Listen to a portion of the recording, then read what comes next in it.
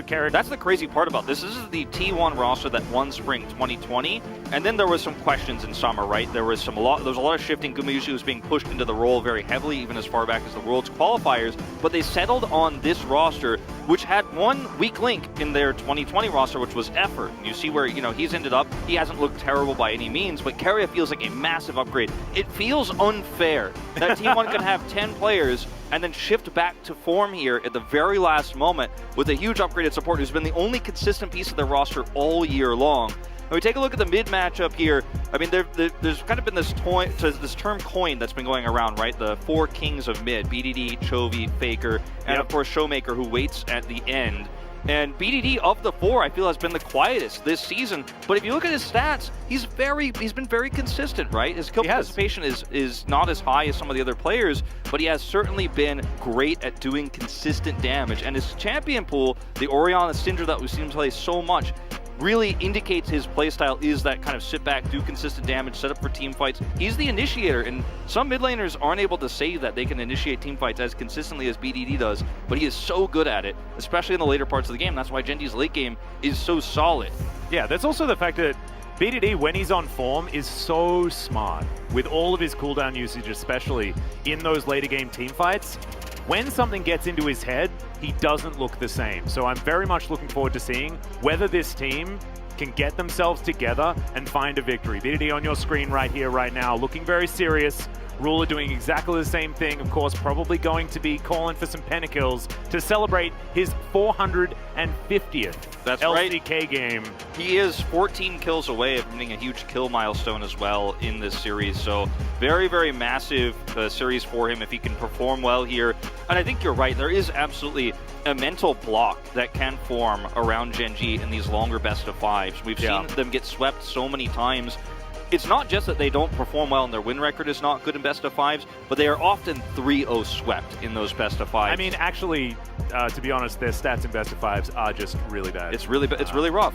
I think they've won it's like 5 games or something outside of the Worlds qualifier.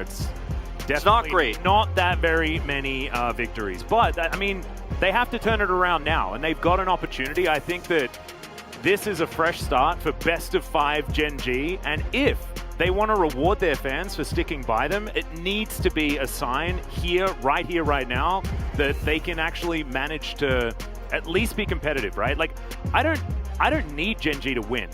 I just need to see them playing at their best, at their potential, right? Like, that's what we need to see in this best of 5, and then it can go either way, and I think everyone's going to be happy. I completely agree. I think that is really the question, is what Gen.G do we see tonight? That was the question for T1 all of regular season, but at the very end, they settled on a roster, and their performances have been very good, and there aren't really any more questions about what T1's peak is or what T1 we're going to see today. It feels like you're kind of guaranteed to see that strong T1 roster that we have seen over the last few weeks, whereas Gen.G, it feels like you're not 100% sure, and as we head into this first draft, I think a lot of this time and the extra best of 5 Gen.G has had to study of T1 should come big into play here. I think the expectation for T1 is to still put a lot of attention on Rascal's champion pool, because that is where Gen.G have drafted so many times, which is part of the reason why Rascal is in, kind of a quote-unquote slump right now, because it has been targeted in the draft so much in round 2. So we see the Seraphine and Sylas traded here early on. That's been kind of the trending topic as of late.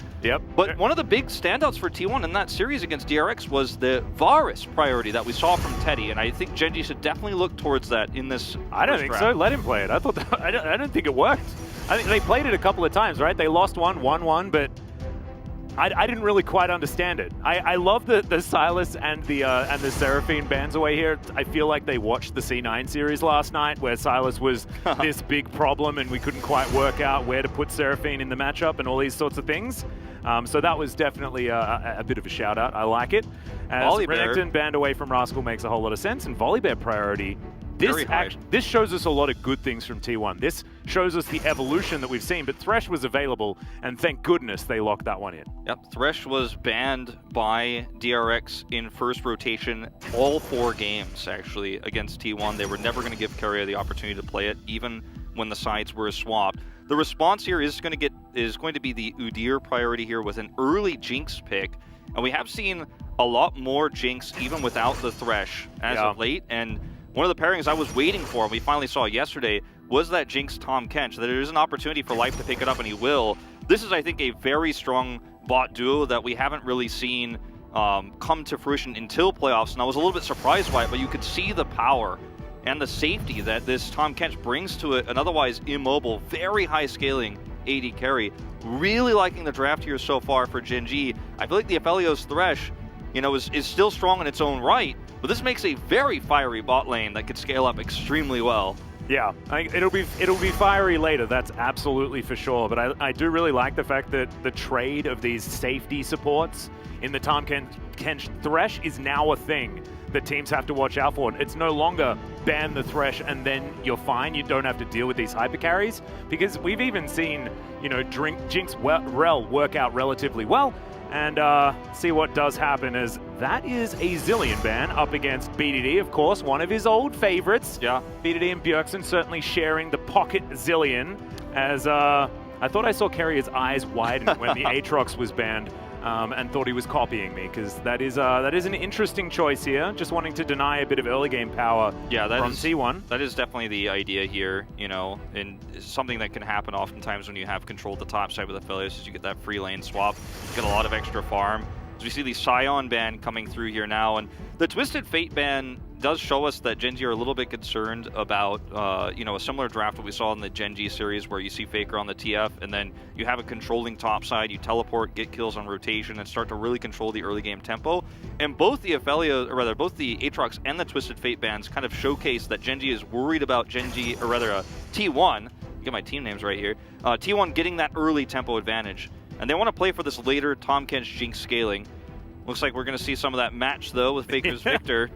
Yeah, this is, the Orianna was probably the most obvious pick to come through here. It does synergize extraordinarily well with almost everything that they have going on right now, but especially the Udyr, being able to speed up the Jinx before she gets excited, also very, very powerful.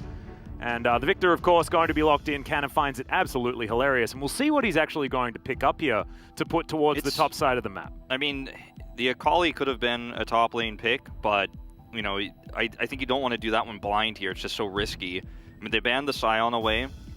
Yeah, I want some CC. Yeah, I honestly, Gragas, I think, is a safe pick, and that's where they're going to go towards. That's because like the most CC in one champion. I love it. Perfect, thank you. I mean, that is strong CC. It's safe into almost every matchup you're going to face on the top side. And I wonder where Rascal goes as a response here, because, you know, it doesn't feel like there's really a great counter pick.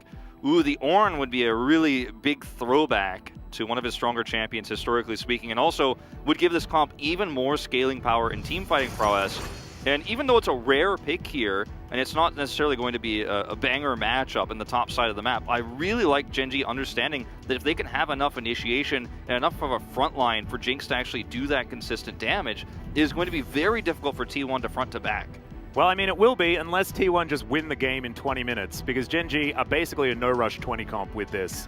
I'm not sure how you're supposed to also pilot an Udyr in a comp like this as well, because it's going to be difficult to try and wrestle away any of this lane priority that Udyr does value so much. I think that the biggest power for Gen.G in the early game is going to be in the Orianna Udyr, actually, where you have to threaten Faker. Otherwise, I agree. The Udyr isn't going to have that much power early on, and it feels like the draft has kind of moved away from where it started here for Gen.G in a lot of ways.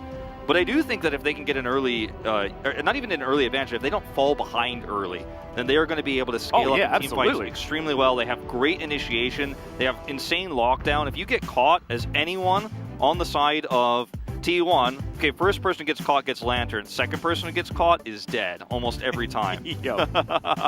And if Keria is just unable to Lantern some of these players away, I feel like it's super easy for objective control later on for Gen.G.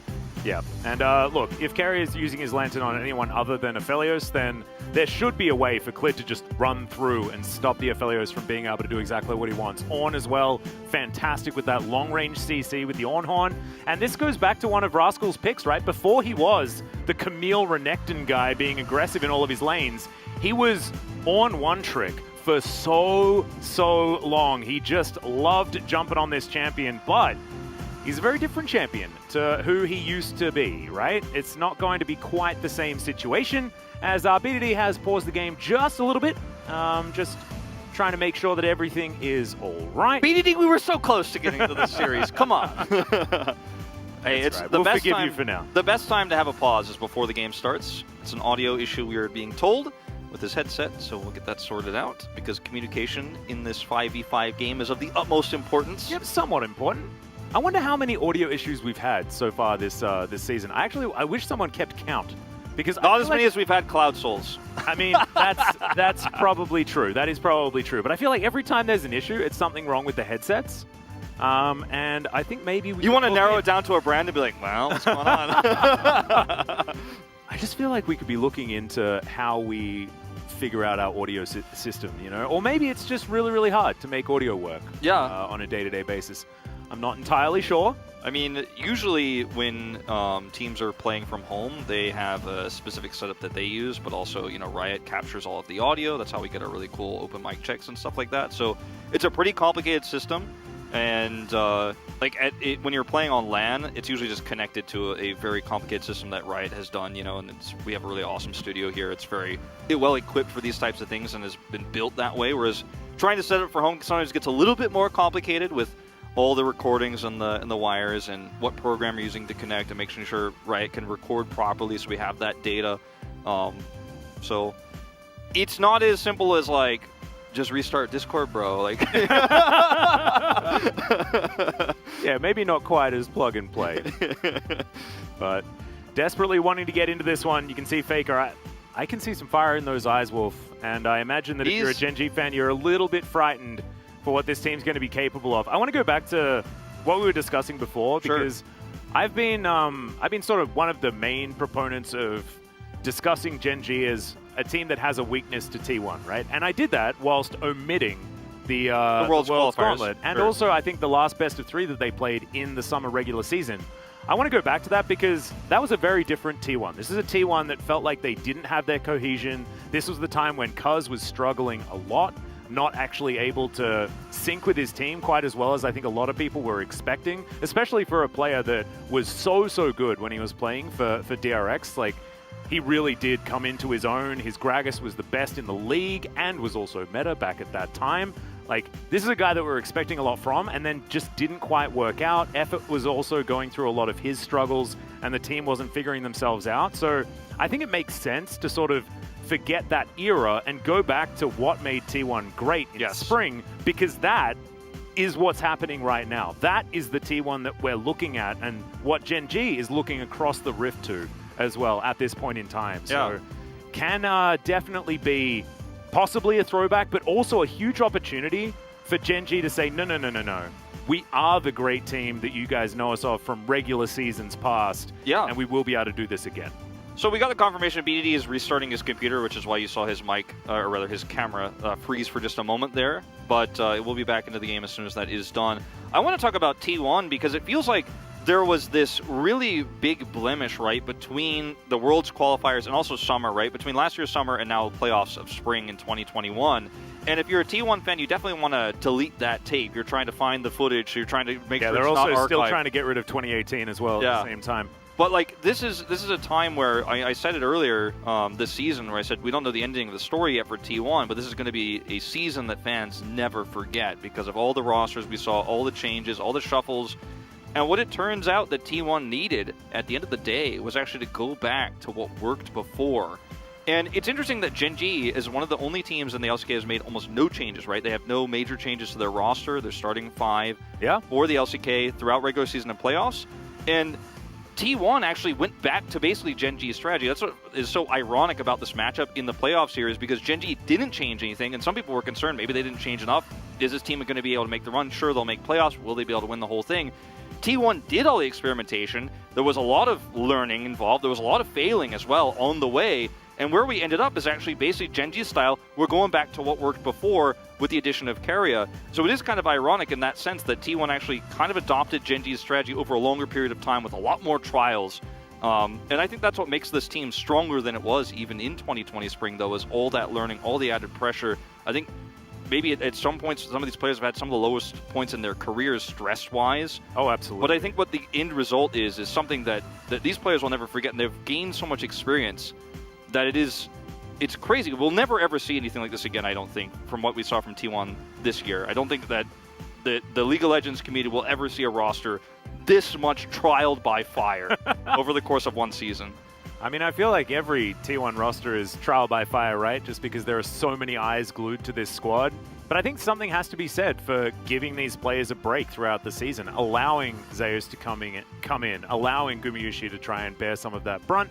Elm and Owner as well coming through and helping out, not to mention Closer. Like, what this does is alleviates some of that stress. It allows Canna to put 3,000 games into Nah in solo queue, right? Because he doesn't have to spend that time scrimming. He can just try and grind and grind and grind, and we've seen the value, right? We've seen his Nah go from what looked like an orange buff to an absolute monster. He hard carried in so many of those games up against Kingin, and actually in that series, DRX were playing so much better than we expected. I think that needs to be reiterated. Yeah, absolutely. That was a series that actually after the first game I was like, oh my goodness, this is actually a best of 5 that we need to pay attention to. And all credit goes to DRX for bringing that. But what it did was it brought out a T1 that had to play to their best to win. And even though some of their drafts were definitely iffy, the quality of play from T1 was definitely up there, and I think that Canna deserves so much of the credit for that. I also feel like we could say that about every team that, you know, you pointed this out so beautifully, and I keep always going back to it. This was one of the easiest brackets you could have ever had to predict, but every team that we had in the L column overperformed, from Nongshim, right? Absolutely, to DRX, to then second round Hanwha Life Esports, who actually did, you know, put up a fight yesterday. It wasn't an amazing series for them by any means, and there were some questions in the draft, but every team did better than I think analysts predicted them to do, but we still did get that Destiny bracket, right?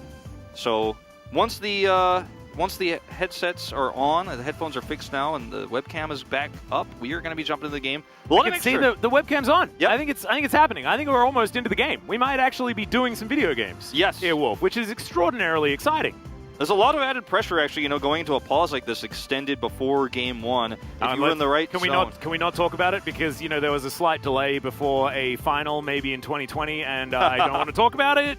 So we're just going to pretend that this didn't happen. And if during okay, I'm going to do a production shout out here. We need this particular pause to be completely omitted from the VOD. When the VOD is uploaded, it needs to not have this in it, and then maybe that is going to help things. But we said so many good things, Atlas. People need to know what we said, you know, about these teams and their history with each other. I mean, I'm sure we'll probably say them again. We've got a few hours in us, Wolf. I think we'll be able to get there.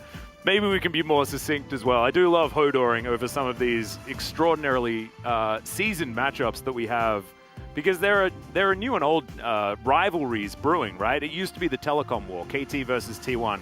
Doesn't really feel like that anymore. This is the big rivalry when it comes to big organizations here, especially from a Western perspective. Just like you mentioned, there is so much more Western influence for both Gen.G and T1. So I think that there is a little bit more of a connection there. But Gen.G need to do something to bring themselves back into this matchup, right? Because a rivalry that's one-sided isn't fun at all. But here we go, finally. Onto the rift for T1 versus Gen.G. T1 will have the blue side. Gen.G chose red, I believe, moving into this to make sure that they did have the best matchups they could possibly get. That being said, having a look at the drafts now, you might be looking at Gen.G, wondering whether they thought the game was going to be starting at 20 minutes. Because if it is, then they're going to look real good. And there is so much on Klid's shoulders to put out fires in this game. And it's not what Udyr wants to do. Udyr wants to smash through his jungle, start trying to deny things and play off pressure that his lanes have. And T1, with what they have right now, should be able to get themselves some lane pressure. I think a lot is on BDD as well, because the Victoriana matchup can go either way. And it'll all be about timings. This is a very interesting way to start things off. It certainly is. And I think it almost feels like this is a big test for T1 in terms of how much early game control they can get and how they're going to utilize these drafts in the future going to this best of 5. Whereas Gen.G started things off with a very different idea than where they ended, right? You know, we saw finally the last pick Ornn to go all in on the scaling and going for that later game here. And it does feel like a no-rush comp for sure. I think the only lane where you have kill pressure is in the mid lane with the Udyr. Otherwise, as you said, it's going to be a more defensive setup, absolutely, for Klid in this game. And if he can run around and put out fires and actually stabilize Gen.G as being even, or, you know, if something bad happens for T1, if there's a mistake ahead going into that 20-minute mark, then Gen.G are going to have a very huge advantage. I'm curious to see how this bot lane goes, because this is a tale of very much two different styles of the same concept. Yeah. You know, scaling champions here that work very well with Thresh, work very well with Tahm Kench. We've seen Tahm Kench be kind of the Thresh replacement since it's been banned from so many drafts. And I think it's really just going to be about performance here on the day for these 4 players. Very interested to see how Carrier is going to perform. This has been one of his best champions as he misses a hook. That is beautifully cursed by myself. I apologize.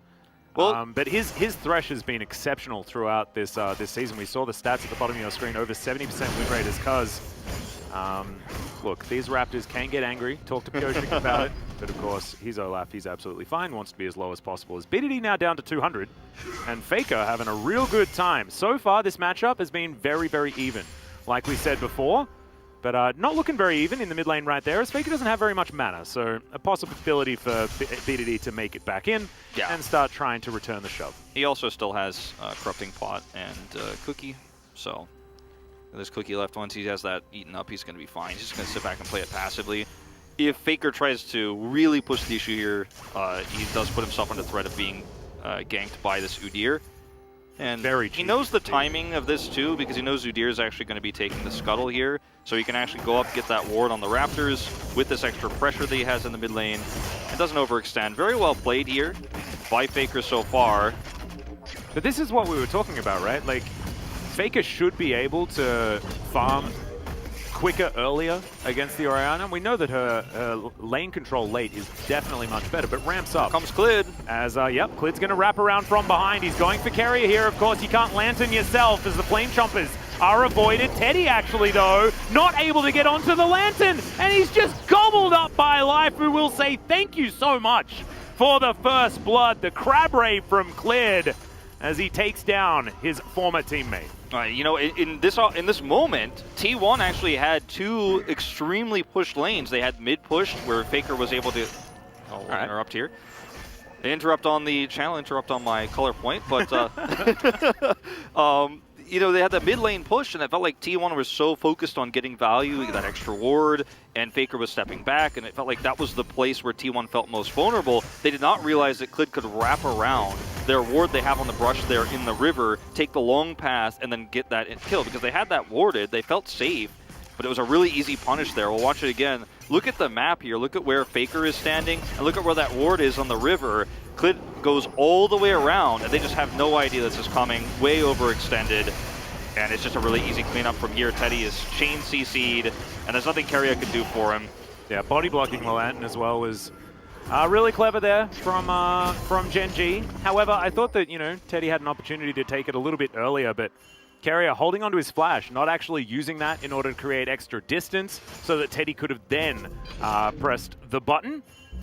So maybe that was what they were waiting for, just didn't quite get their opportunity. Definitely a great start here for Gen.G though, and if they can continue to play like this, then like this is already like a hard outscale in the draft, right? So getting that kill is even more valuable.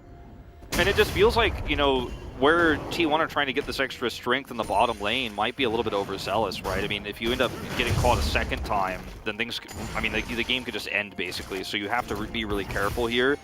A lot of extra warding from Clid. You know, in this early game, as you mentioned, he has to play kind of defensively, generally speaking. The fact that he got, you know, helped get a kill at all is pretty insane at this stage, and he is able to clear away a lot of that vision. And you're always kind of scared of Olaf trying to take an early Drake, so this is what Gen.G is posturing around right now. They spot the Olaf, he clears the ward, and they just do not want T1 to have the opportunity to try to double objective, get the Drake early to then try to turn that into a Rift Herald advantage.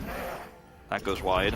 Yeah, and we've also got Cuz going back now as well, almost conceding control of this bottom side as Carrier finds an auto, not actually looking for a hook just yet, as Cuz just happy feeding, waiting for his Krug camp to come off cooldown. And this is an opportunity for an early Drake for Gen.G, in fact, as Rascal is Yep, looking for some extra damage. But look at this, like, you know, versus an Olaf, you don't get this advantage all too often, but with Gen.G having the opportunity here to clear vision with the Udyr pick, there's just no way that you can safely come over and deal with this as T1. They didn't have bot priority, and now Cuz is here. Yep, Life is going to flash. He had flash, he had cleanse, and he's able to use the cleanse now to get out of the hook as, yeah, Klid's going to come on over, but Gen.G, the bottom lane doesn't actually require him. They do manage to get both of the summoner spells out of the Tahm Kench, definitely very valuable there, but Ruler still has heal, still has flash, they still have safety in this lane. Yeah, they certainly do. And unfortunately, T1 aren't able to turn this Drake take into a punish, right? So Klid gets away with it. They're able to get an early advantage here. And now T1 can't use this Olaf pick to get that double. Oh, Faker. Yeah, shockwave from B2D. Gravity field goes down. That's going to block B2D from getting on through. But he nails the cannon minion. And Jonah Strong definitely going to be very, very happy with the fact that not very many cannons have been missed so far this series. Certainly a good sign. As, yeah, Faker and B2D, a tale as old as time between these two. 3 CS. Between them, just showing how close this matchup is. Yeah. And will come down to a lot of lane manipulation and the jungle, of course, to see what is actually going to happen. And speaking of the jungle, I mean, if he was able to get... I think this is best case scenario for Faker, considering the shockwave goes off. Like, if he had to flash there, you know, to survive, like if he was a little bit lower on health, then the follow-up kill potential is really high when BDD's next shockwave comes up. You have Klid coming in. So the fact that Faker is able to prevent himself from using flash there and still get out is pretty massive for potentially those ganks to come through later. Oh yeah, especially with the Herald coming up as well. Yep. This is going to be the big fight that we're looking out for. You saw Carrier already just making a bit of a movement up there. Gen.G do have vision of the area, but we're not actually jockeying for position on that particular objective just yet. Top side as well, going very, very well. Ornn does have, you know, the ability to deny CC, so Cast can be Bellowsed Breath pretty comfortably for the Ornn. Yeah. So it does help him in the matchup. Gragas should, of course, have a lot more early shove. But Ornn is one of these champions that has suffered quite a few nerfs, so isn't quite as oppressive as he used to be. But still does manage to warp games as T1 going to come on over. Shelly is going to get started. And with the fact that there was priority on the top side of the map, this should just go over to them. As you can see, Teddy's still actually farming on the bottom side pretty comfortably as well. And looks like Gen.G might just be a bit late to the party. Yeah, Gen.G have to commit if they're going to pull out of the bot lane. I mean, you can't just let this go and also let Teddy free farm. They're being a little bit indecisive, but they are going to take the engage now. Actually, Rascal moving on over here. You can see Carrier getting there a little bit late as the Phalanx has been set up here by Gen.G. And Shelly's not going to releash. The barrel going to miss as in goes the Ornn Horn. Does get a couple of knockups as Faker can take himself a lantern, but he says no. He wants to just get damage here onto Gen.G. And Teddy's coming up. Yeah, T1 have taken it back, but Shelly did reset. Now Ruler's turn to come on through. Super Mega Death Rocket at the ready here. This is basically a ring around the rosy here for Gen.G. They're not able to take the Herald themselves, but they can deny it multiple times here from T1. Yeah, getting control of these chokes as well is just so easy for BDD at the same time. He's got that shockwave at the ready. There is no Ornn Horn, but he did manage to take down the Herald. Let's see whether any of these kills do come down. In a little bit of trouble is the Olaf as the eye is taken. 3-man shockwave from BDD is huge, but now Rascal out of position. Super Mega Death Rocket body blocked by Carrier. Cuz would have been very, very close to taking him down there, as it is going to be secured by Gen.G. I actually missed seeing who managed to pick that one up, but it's Life that goes over and collects it. It's Life, yeah, who takes it, but it was really well played by Gen.G. And Gen.G did a lot of really cool things in this exchange, right? I mean, I guess we might not really get a replay of it because it was not that bloody of a fight. But of course we will. It's a fight where Gen.G had a lot of vision manipulation. They sent Ruler back to lane, but they sent him actually away from vision. They didn't send him through the river, they sent him on the safe path. So T1 had to back off of the Herald the first time because they thought, well, we can't just leave Teddy in the bot side and then 4v5. So they backed away, you got the reset, then you see the rejoin from Ruler, and he's in a much better position to actually help contest. The shockwave was pretty amazing there from BDD as well at the end to help them get away safely. Yeah. So bloodless take here, but it's very much Gen.G playing the macro game extremely well. They get away with both objectives early, and this is not what we should be saying about their comp. You called it a no rush 20 comp. The fact that they have this much of a lead and this much control early on is very concerning. Yeah, and it's not like, you know, T1 are all in on early game. I mean, they are as far as the jungle is concerned, but they do have a lot of scaling themselves. It's not ludicrous. Yeah. However, I mean, they have a Victor Aphelios. however, when you factor in like Jinx, Orianna, Ornn, I mean, if you can't call that a late game comp, then I don't know what you Their late can, game is you know? stronger, right? Gen.G's definitely has a stronger late game. I think most would agree. Yeah. With the Ornn in particular. But it's like if you take scaling light into ultra scaling, it does get rough. As ultra's Here's Clint. rated, yeah, Clint's Clint here. going to come on through. He's got the flash, and Faker's going to answer instantly with his own. And that's, remember that flash I talked about earlier? That Faker knew it was coming. He's so smart. Super mega maybe rocket. Remember when I said Faker didn't use his flash earlier? You know, if it's not there in this case, he dies, right? Oh, yeah, That's what I'm 100%. talking about. Like, the kill pressure in the mid lane is so scary.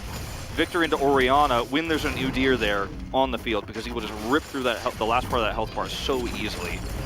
But it was very well handled by Faker. He does lose his flash, of course, and then the next Drake is up, and Gen.G are just taking this early game one step at a time so brilliantly every single set play. If they can take this advantage into the late game, we might have them taking the first game in this series. Not to mention, we will not have a Cloud Soul as well. It's going to be a mountain. Certainly, that is the Gen.G Ornn is right there. so happy with that. So is Clid, and so is Life. Like, and so is everybody. Yeah. Yeah. This is definitely a big deal if Gen.G are able to stack up a couple and get themselves towards the Soul. So T1 can also utilize it. They have the Thresh, Olaf, and Gragas that are going to be pretty tanky as the game goes on.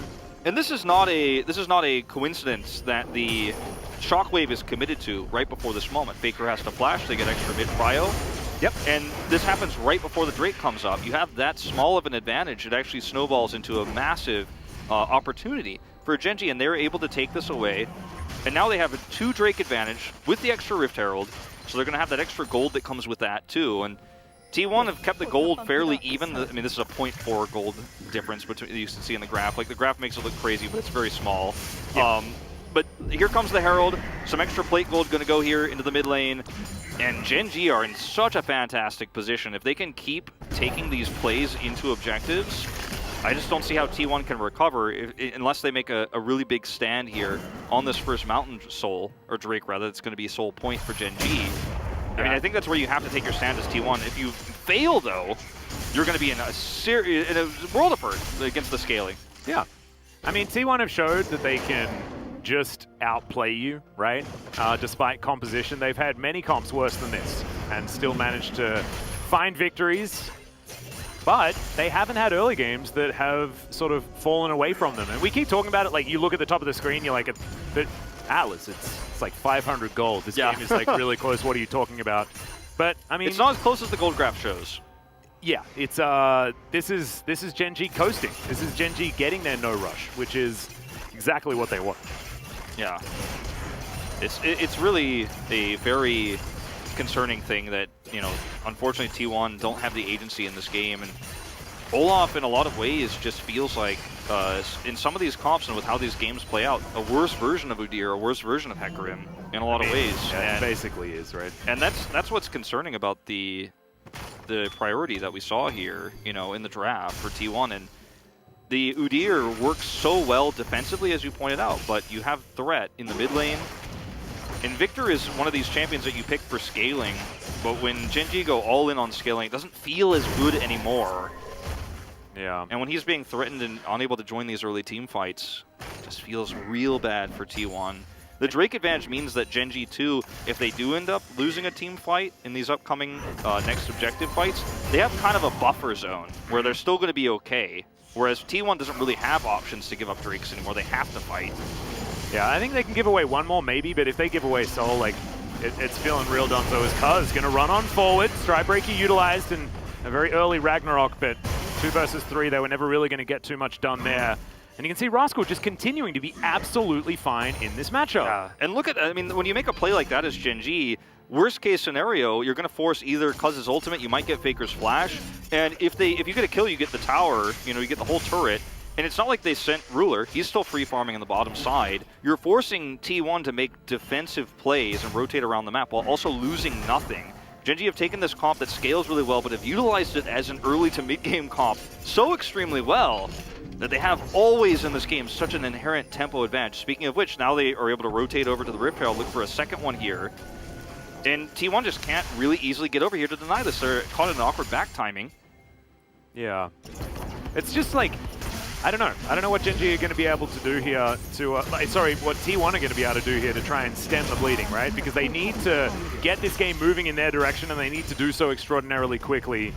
Rift Herald could be an opportunity for that. And, you know, some item timings have come in. You have the Leandries picked up on Faker. He's got his Mythic together, and that cannot be said so much for BDD, who may have to look for a reset before they do go for any of these fights. We do have the Frostfire Gauntlet to come through from Rascal, and these ornaments are not far away. Yeah, that's really when not. you start really seeing these two teams, you know, drift apart when it comes to, you know, the gold difference, because the amount of value that you get from those items is so high. And also, too, if Gen.G get this Mountain Soul, then it's going to be much more difficult to pick a target with a cask, for example, in a team fight. Whereas the Oranhorn is always going to be extreme value, even in terms of its ability to zone and help peel for Ruler's Jinx to pop off. She's going to have, you know, an Orn ornament later on, too. Gen.G lost vision control over this Drake, which is extremely critical. T1 were able to take that away, bring that reset. So this is actually pretty massive. T1 have a great opportunity to force this fight on their terms for the first time in this game. Because standing at the front, you've got Rascal in pretty good horn position as Ruler out of the fight for the moment. And T1 are going to start this one up. Ruler now just going to move on over with the rest of his team. Gets through unscathed as another control ward goes down. Gen.G have picked up the aggro, and you can feel just how much both of these teams know the importance of this position. In comes the Ram, looking for Cuz, who does throw down the Ragnarok, but no way can he get into position. And T1 are going to give it away. You can see they were like, nope, it's a little too dangerous. Losing a fight here would be catastrophic. We have to give it up. And that's why it feels lose-lose for T1 in this game, Atlas, because you give up the Drake here. That's a massive advantage for Gen.G. They're on Soul Point now, and if you try and lose the fight, then you lose the game like at that moment, right? But now it feels like you're just losing the game slower. But I think it was the right call to back off. I mean, the Oranhorn They had alone, to, right, yeah. The Oranhorn alone just makes it so you can't even attempt to contest. And that's the power, even before we get to the Supreme Late game, of Ornn in these 5v5 fights. And Gen.G might not have been in a position to actually force this fight on their terms if they were behind earlier. And they just have been so stable and so slightly ahead in every tempo occasion that they're in a good way. Now, Teddy is getting a lot of value here, by the way. A lot of extra gold going to this Aphelios in bot lane. I mean, look at the top lane. Same thing's happening on the other side. So trading evenly, it's absolutely not what you can really do, right? Because Gen.G just look like they have this composition that should be able to cruise towards easier and easier team fights in the later stages of the game, and barring, like, a miracle. Yeah, T1, right? I agree, and Atlas too. This is against what we've been seeing from T1 a lot of the season is taking a really strong, aggressive draft and taking a tempo advantage. And it feels like when, well, I mean, like it's not a tempo draft necessarily, right? Yeah, exactly. It's just less scaling than what Gen.G has. Yeah, and they seem to not be able to force fights in these situations where they're trading down a chess piece basically in this game. Yeah, and if you do this for too long, when you're also down 3 Drakes, you're going to have a very serious problem ahead. And it feels like procrastination almost here for T1. But the more you think about what T1 could do proactively, when you look at their comp, they don't have great options. It's an Olaf who has no kills and no assists early on. You don't have a comp that can actually be proactive realistically here. So it's a big problem. Feels like not anymore. As Teddy's going to pick up a lantern, move back towards this mid lane. Mid control is looking to be where it's at as we tick over to 20 minutes. I don't think either of these teams are going to be taking any Barons anytime soon. I think the next fight is going to be in 2.5 minutes. Yep. When this Mountain Soul is available for Gen.G, and T1 wanting to deny it. Hook going to go wide. Underclid there, who's very, very fast and is pretty capable of face checking right now. They have forced so many early Ragnaroks out of Cuz too in some of these skirmishes, and had they forced one there, I think it could have been a push to actually drop the Rift Herald, but they are fairly conservative here instead. And remember, they still have this second Rift Herald, which they can use upcoming here to get that extra Drake prio. That's sometimes what the Rift Herald, the second one, is used for, is actually just a little bit of extra control around the objective. It doesn't give you as much gold because the plates are down by that time of the game. No, but it gives you shove in a lane. Exactly. And I think you're exactly right. Certainly could be an opportunity. We'll see whether it's actually going to be up. at the right time. I think it might be just It's a little off, I think. bit too early, Yeah. As Rascal does tidy up the Gromp, and we'll just move back to being ahead in lane by about 10 CS right now.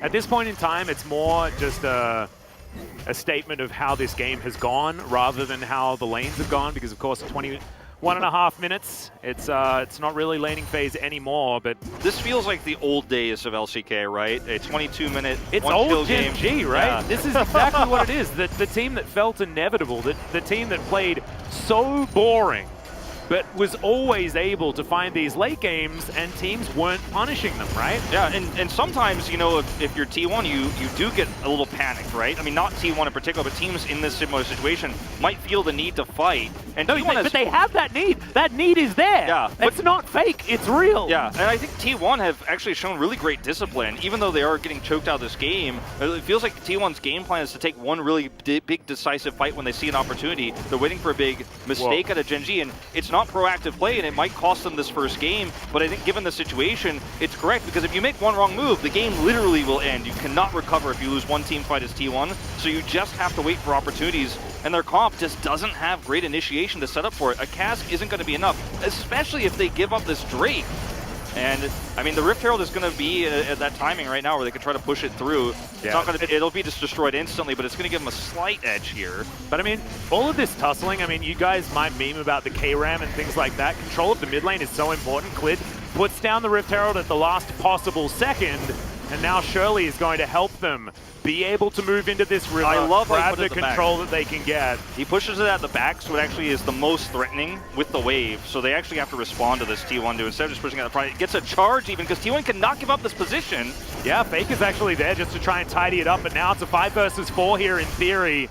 See whether Faker can get over in time. Body slam onto Rascal. Gonna get knocked up though is Canna. Takes some rocks, able to utilize his stopwatch to avoid the shockwave, and now no shockwave is a huge deal. That's a great trade for T1, but isn't enough. Baker's going for a huge flank here. Yep, Call of the Forge God is available. Clid felt something in his waters. Spots Faker going for the slight flank, and now he's looking to close in. We'll see where Gen.G are going to put themselves in this particular moment. I love the harass coming through from Faker here on the left side. He's just out of range of getting picked, and now T1 have reset the Drake, and they actually have priority here. Look at where Kana is. He's in such a great spot. This is beautiful from T1.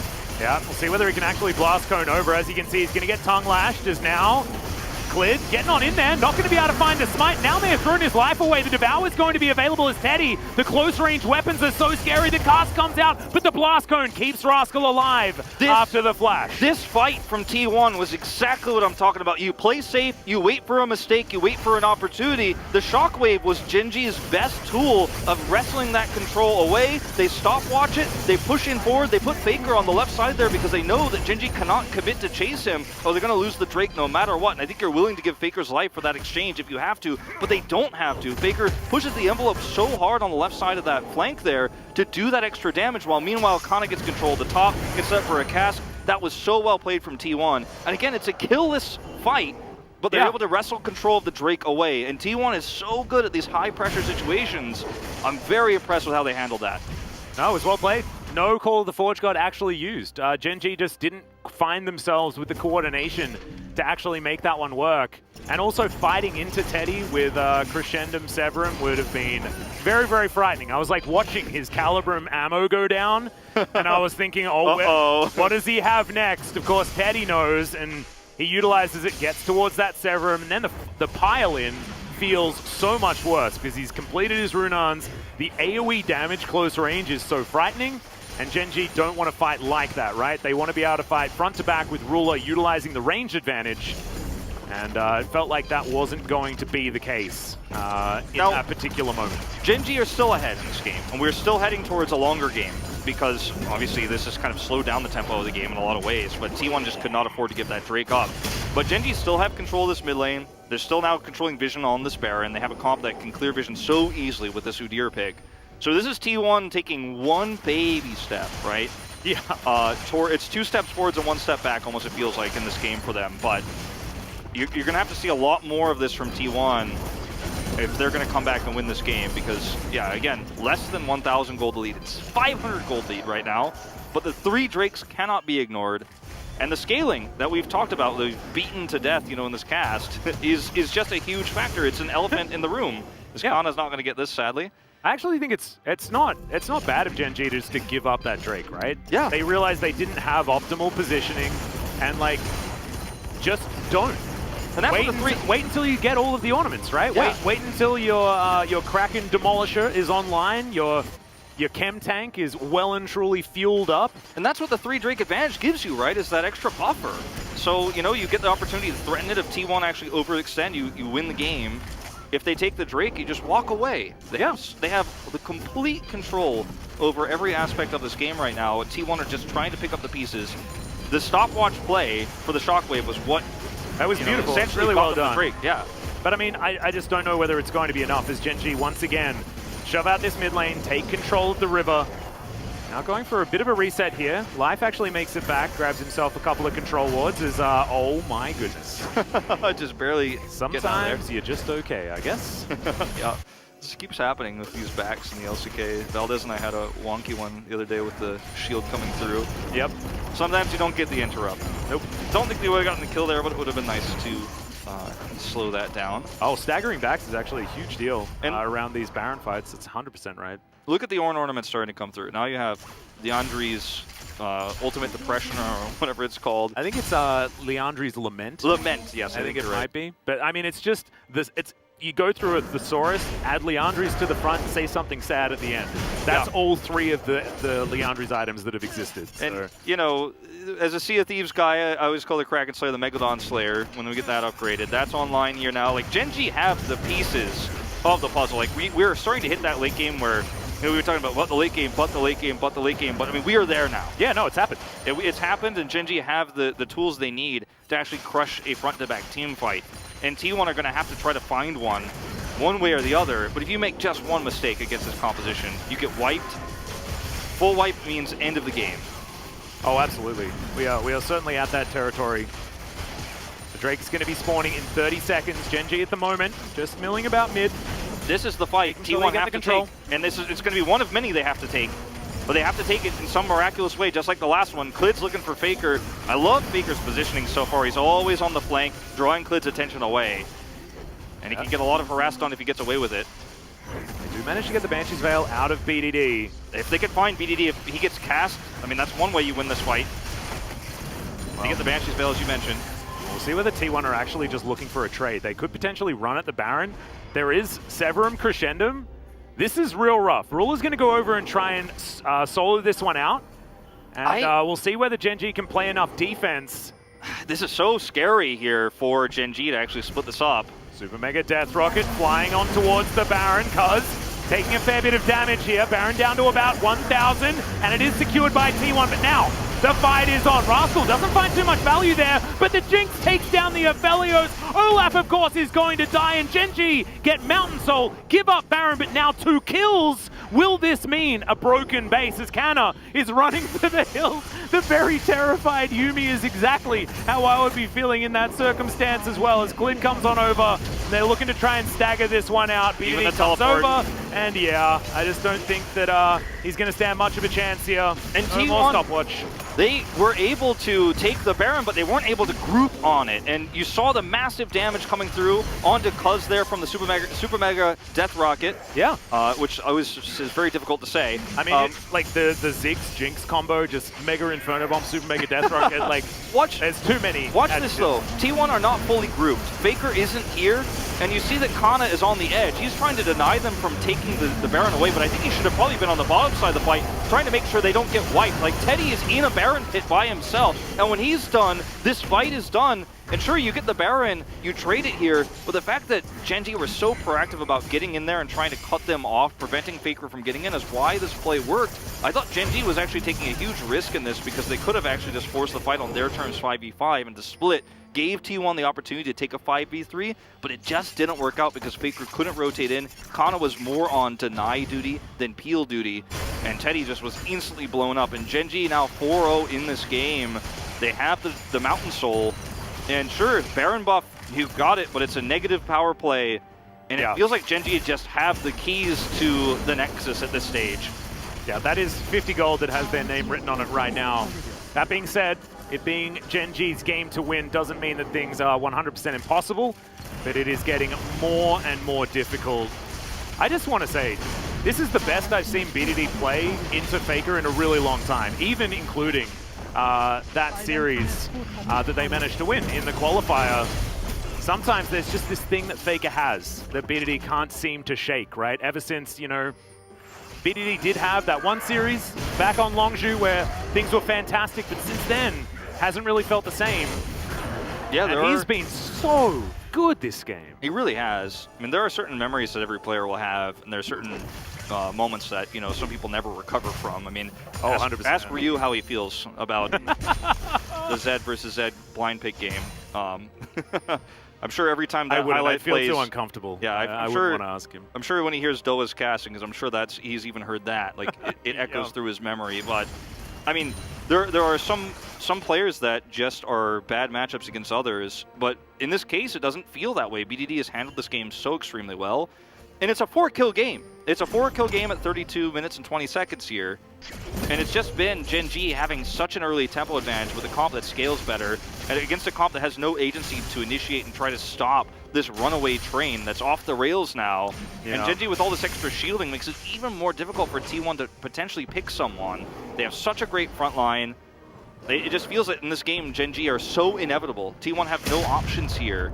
They're going to hope for another team fight, but that's all they've got. That's their one last chance on this Elder Drake. But I mean, even if that happens, right, like Mountain Soul, Ornn that's given literally everything away possible outside of the Chem Tank upgrade, and of course, the newly completed item for life in his Sunfire Aegis. He's finally got that one as well. Like, this game just, like, the power level, like, you can see it's like a 3,000 gold lead, right? But with all of the ornaments that are now put together, it's like an extra, what, 4,000 odd gold in stats. Mountain Soul, add another 4,000 odd gold in stats. It's like a Tom Kinch comp too, like who are you gonna get? Yeah, and then also factor in the champions at this stage of the game, and maybe that equates to like a 6,000 gold advantage. So now when you see T1 fighting back, like, it's not what is 3,000 at the top of the screen. It feels more like 15. And there's been a huge talk of, okay, well, maybe this is Dominant not looking as dominant as last year. A lot of people have been saying that. LCK looks like a one-team region. No one's saying that after yesterday, my dude. I hope not. But, I mean, look, this is our other semifinal here, and these two teams are almost so perfect that, you know, like, this is such a low-kill game. And the fact that T1 have had the real conservative play slow nature here and have not panicked means that they still have a chance in this game, because if they fail any other panicked attempt to deny a Drake, for example, they lose a long time ago. Like, we'd be the Nexus would be down, or Gen.G would have a 10,000 gold lead right now, and we'd be just, you know, playing off, you know, T1 here. But they still have a chance in this game because they still have one 5v5 team fight where, yes, they are behind, yes, the ornaments are up, and yes, the Mountain Soul is there, but there's still a chance. The fact that we can say that, I think, is testament alone to T1, their fortitude in this first game in this best of 5. Gen.G just haven't been making their characteristic mistakes that they often do into T1. They haven't been acting on the pressure. They've been playing patient. They've been playing back. They've read their composition, understood their win conditions, and played towards them. And that's continuing to happen right now. They are ripe for a caster curse, and I want to apologize if that does happen, as Hook going to go wide onto Rascal. I mean, look at T1's positioning here. How will they ever close in on this Drake? Gen.G probably shouldn't overextend here, though. Yeah, Rascal actually is going to go golden. Tries to start this one as Moonlight Vigil actually going to get trolled a little bit there by Canna's cars. And the health bars on T1 go down low, but no one is actually taken out. Also, not a lot of R buttons down, as it's only Super Mega Death Rocket that's been picked up. That's not one of the CCs that they require. As watch the orb, watch BDD's power in this fight as T1 have been torn apart. Canna now off towards the side, and Ruler does so much damage with all the items he's put together. 4,000 already in this fight. You chip the health, you get your shield back. That's what Gen.G is doing here, but T1 have handled this so well. They're actually getting Drake priority right now on the Elder Drake. Teddy, where are you going? Oh, what is that? Don't face check. No. Well, he does take the Lantern, survives for the moment. Now Lantern on cooldown. The Elder has been pulled out. Rift Scuttler is going to fall immediately. As Rascal down to 50%. Canna off towards the side. Finally shown on vision as Faker flashes before the Lantern comes out. Now both on cooldown for the moment. Rascal has to play back now. He's going to have to teleport back in. T1 now or never. Oh my goodness, the Super Mega Death Rocket. That means the bottom lane are out of this one. There is no way T1 can fight. It's Elder Drake for Gen.G. War of Attrition won by the red team. And that might just be game here, Atlas. You can see Abyssal Voyage forward. They want to catch Kana. He has to ult out. But the base is about to be unlocked. Yeah, BDD didn't actually know which way he wanted to go. The first missed Shockwave for him is going to get a flash, and Kana is going to survive. And this is going to be a Baron easily here for Gen.G. They get a pick or two there. They can just walk down the red carpet. But this Baron buff is going to roll it out for them. They're going to have all waves pushing. Even Rascal goes topside here after the reset and is going to be able to get that lane pressured. But you can see Gen.G, their composition also struggles to have insane engage outside of the Shockwave. But this is a fight for T1 that they're just fighting with half health bars on their main carry because he face checked moments before. The Super Mega Death Rocket comes through here and just forces out. Oh my god, no! What? That's the brush he got caught in to lose the 92-minute game! Oh no. Well, oh god, no! Some memories coming back, Atlas. Yeah? Gen.G trying to make some new memories in this best of 5. And that is almost certainly going to be the last nail in the coffin here, as we're going to watch this one more time. Just extremely far forward here is Faker. And for what? Yeah, it's so That's strange. so peculiar. I mean, they had a lantern nearby, but why make this choice? Didn't even drop a ward, wasn't even clearing vision. The thing that's really difficult, right, is that T1 are actually, like, they've missed their windows. Their windows were very narrow this game, composition-wise, but they've missed them. So that is not that egregious, but that is a huge uncharacteristic mistake for Faker as Nexus turret number 1 is going to go down. BDD flashes forward, gets another flash for his Shockwave. Ornhorn does go a little bit wide there as Kana breaks up the fight, but Rascal looks basically unkillable, just goes in and solos Teddy. Now Carrier and Kana have no damage. Faker finally turns up, but Ruler is an absolute monster. Carrier comes on in, that's a very angry dragon, and the Nexus will fall. Gen.G take game number 1, and we've got one hell of a best of 5 on our hands. And it's a game of inches, not miles. It's a game of slow-paced, steady wins the race here for Gen.G. T1 with another scaling comp, but theirs didn't scale as well, and they fell behind in the tempo. It felt like every single play, every single moment that Gen.G had to set up there was so well played. They played proactively around the timings of the Drake. And I gotta say, this was a fantastic game for Gen.G. They had every single moment planned out, start to finish. They played it. The most impressive moment, arguably, was when they gave up that Drake, and when they just said, "You know what, T1, you can have this, but we already have everything else." And they never gave T1 that opportunity to win one team fight. They had 0 kills. It's the patient play that Gen.G haven't been able to do. I feel like they look desperate sometimes, and they did in their last series against T1.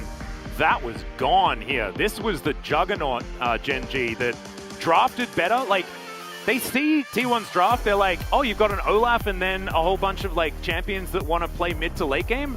All right, I guess we'll just play ultra late game and we'll beat you inevitably as we get to that moment. And you saw, that was exactly how it played out. And when Gen.G thought that there was an opportunity for them to throw, they back away. Yeah. They say, it doesn't matter. We're still going to be able to win. That is not what we've been seeing from this team. That was not what we saw last time these two teams clashed. And that was sort of at the beginning of this particular roster of T1.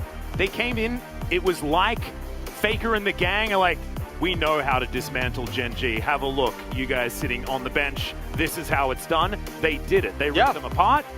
This was very different. This was very different. This is a very, slow playing Gen.G, and you play this grueling best of 5 too against T1. Gen.G have experience with this style of play, as you pointed out. Feels like old Gen.G. You just slow down this best of 5, but now you've got that momentum advantage. Now you have that tempo advantage, and this is not going to be the blowout 3-0 T1. We know that for sure, and that's very exciting. Well, we'll see whether it's a blowout on the other side. That's still possible, theoretically. Let's have a look at the post-game breakdown to see where all of the damages did come from. I imagine Faker still did a fair bit of work, as you can see there. But this one's all about Ruler as far as damage goes. I want to shout out B2D. I think that his shockwaves were pivotal in the early to mid game, and what this Gen.G comp does is it enables Ruler in the late game, and this is exactly how this damage graph is supposed to look. The one time Gen.G had to give up the Drake was because his shockwave was stopwatched. Like, the one time he couldn't get insane value was the only team fight that Gen.G didn't take, right? Like, yeah, that goes to show how pivotal he was in every single moment. Getting those tempo advantages, threatening the kill on Faker, getting that Drake priority, all on the Orianna into the Victor. BDD looked Faker in the eyes, the unkillable Demon King, and said, not today. 1-0 start here for Gen.G. What a great best of 5 we have up ahead of us. Well, I just hope that we see some differences. I can't wait for the adaptation in the draft. But ladies and gentlemen, we have to have a short break. When we get back, we'll hear what the analysts have to say. And then game number 2. Don't go anywhere.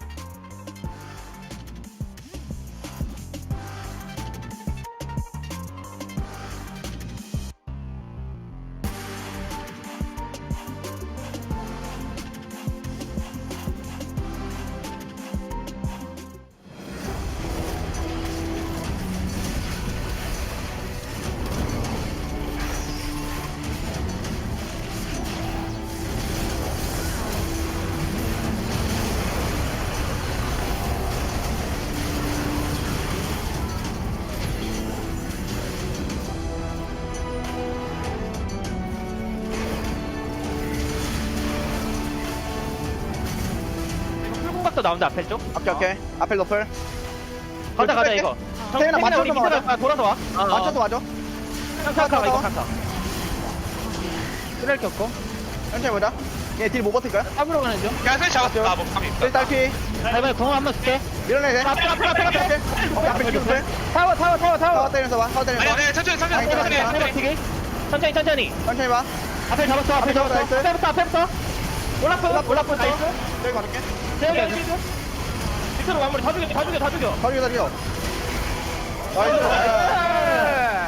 오케이 다음까지 가자. 오케이.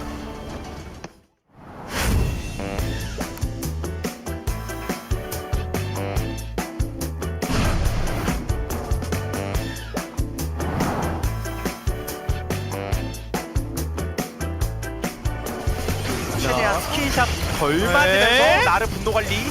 일단 수면 거치가 많이 절반 정도 깎였고요. 수면 맞으면서 들어가나요? 소담을 빨아들이면 파우투!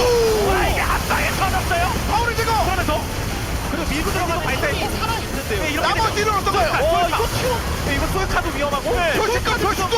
와, 저 들어가면은 솔카 제거! T1! 그리고 결국은 레오나가 들어가면서 또 초식의 활용까지. 한 번만 더 잡나요? 이러면 왔다 갔다 드리블. 잡아냈습니다. 결국은 포시까지 잡아내서 밀어가며 에이스. 에이스! Your daddy used to throw the best party. 사실상 아예 안 된 상태에서 대놓고 한타 열릴 수도 있거든요. 그냥 풀대 풀이거든요. 네. 그리고 위에 공간에 먼저 풀겠다. 일단은 아래쪽에 오기로 왔어요. 아래가 오기 전에 먼저 풀겠다. 아니 그리고 DRX의 굉장히 감정적인 포시면 나래가 오기 전에. 포시 끊겼고요. 나래가 오기 전에. 나래가 뚜벅뚜벅. 지금 나래가 나래가 오거든요. 나래가 와서 이렇게 되면. 백까지 생존 라인에서 그래서 그리고 백도 생존다. T1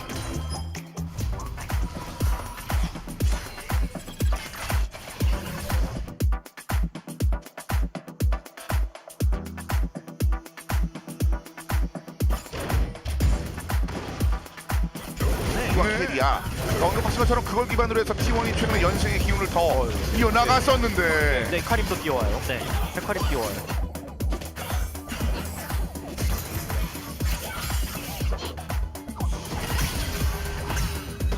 성검을 맞췄는데 그 전에 카림 뛰어와요.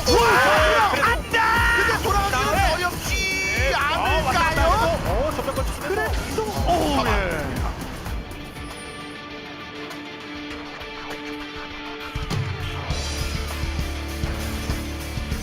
상태이긴 한데 이게 뭐 고통스러워요. 뭐가 뚫리고 날아오고. 그래서 한번 살려봐요. 진입각이 지금 나온 게 아니라서 캐리야 그런데 이미 되는 게 너무 많아요. 체력 관리 보세요. 체력 관리. 데미지가 너무 많아요. T1 더블킬 이후에 여기서 킹겐도 사라집니다. 간다 익산 플레이오프 2라운드로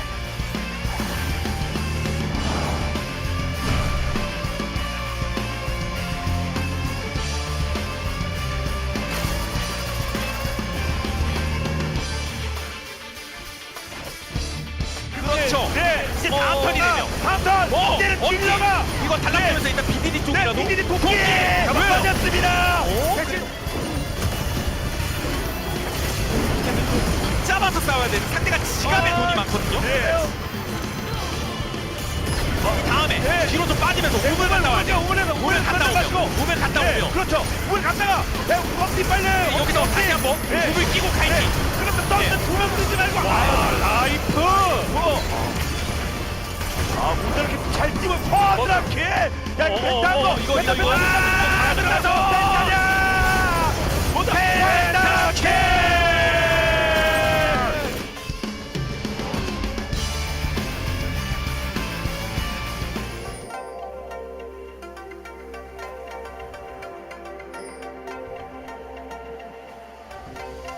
이건 담장 라이프가 길막고 같이 구경하겠는데요. 네. 근데 이게 지금 정글러가 네. 멀어서 판테온이 뭐 낙하할 게 아니면 낙하 잔치 낙하 어림없다. 그러면 한타를 봐야 돼. 한타를 봐야 돼. 클리드. 어차피 이 선영 때문에 지금 젠지 움직임 보면 바로 버스 그리고 안면 강타에 배달까지 라이프. 벌리고 있어. 발사 발사. 와 방금 라이프의 움직임 좋아. 에이스 트리플 킬 배달 말도 안 됐죠. 에이스 딱 뜨네요. 젠지의 막강한 힘.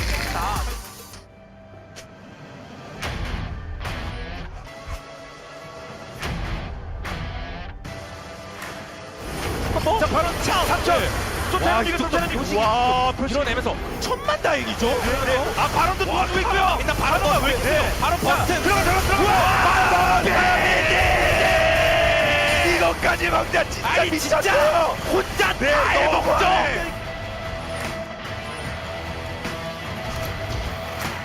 그것도 큰 변수예요. 특히 장로는.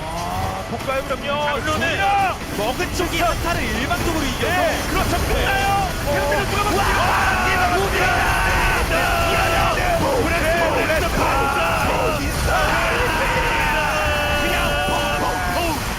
밑쪽에서 죽겠어.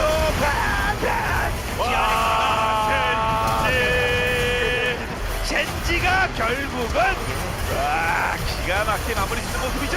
네.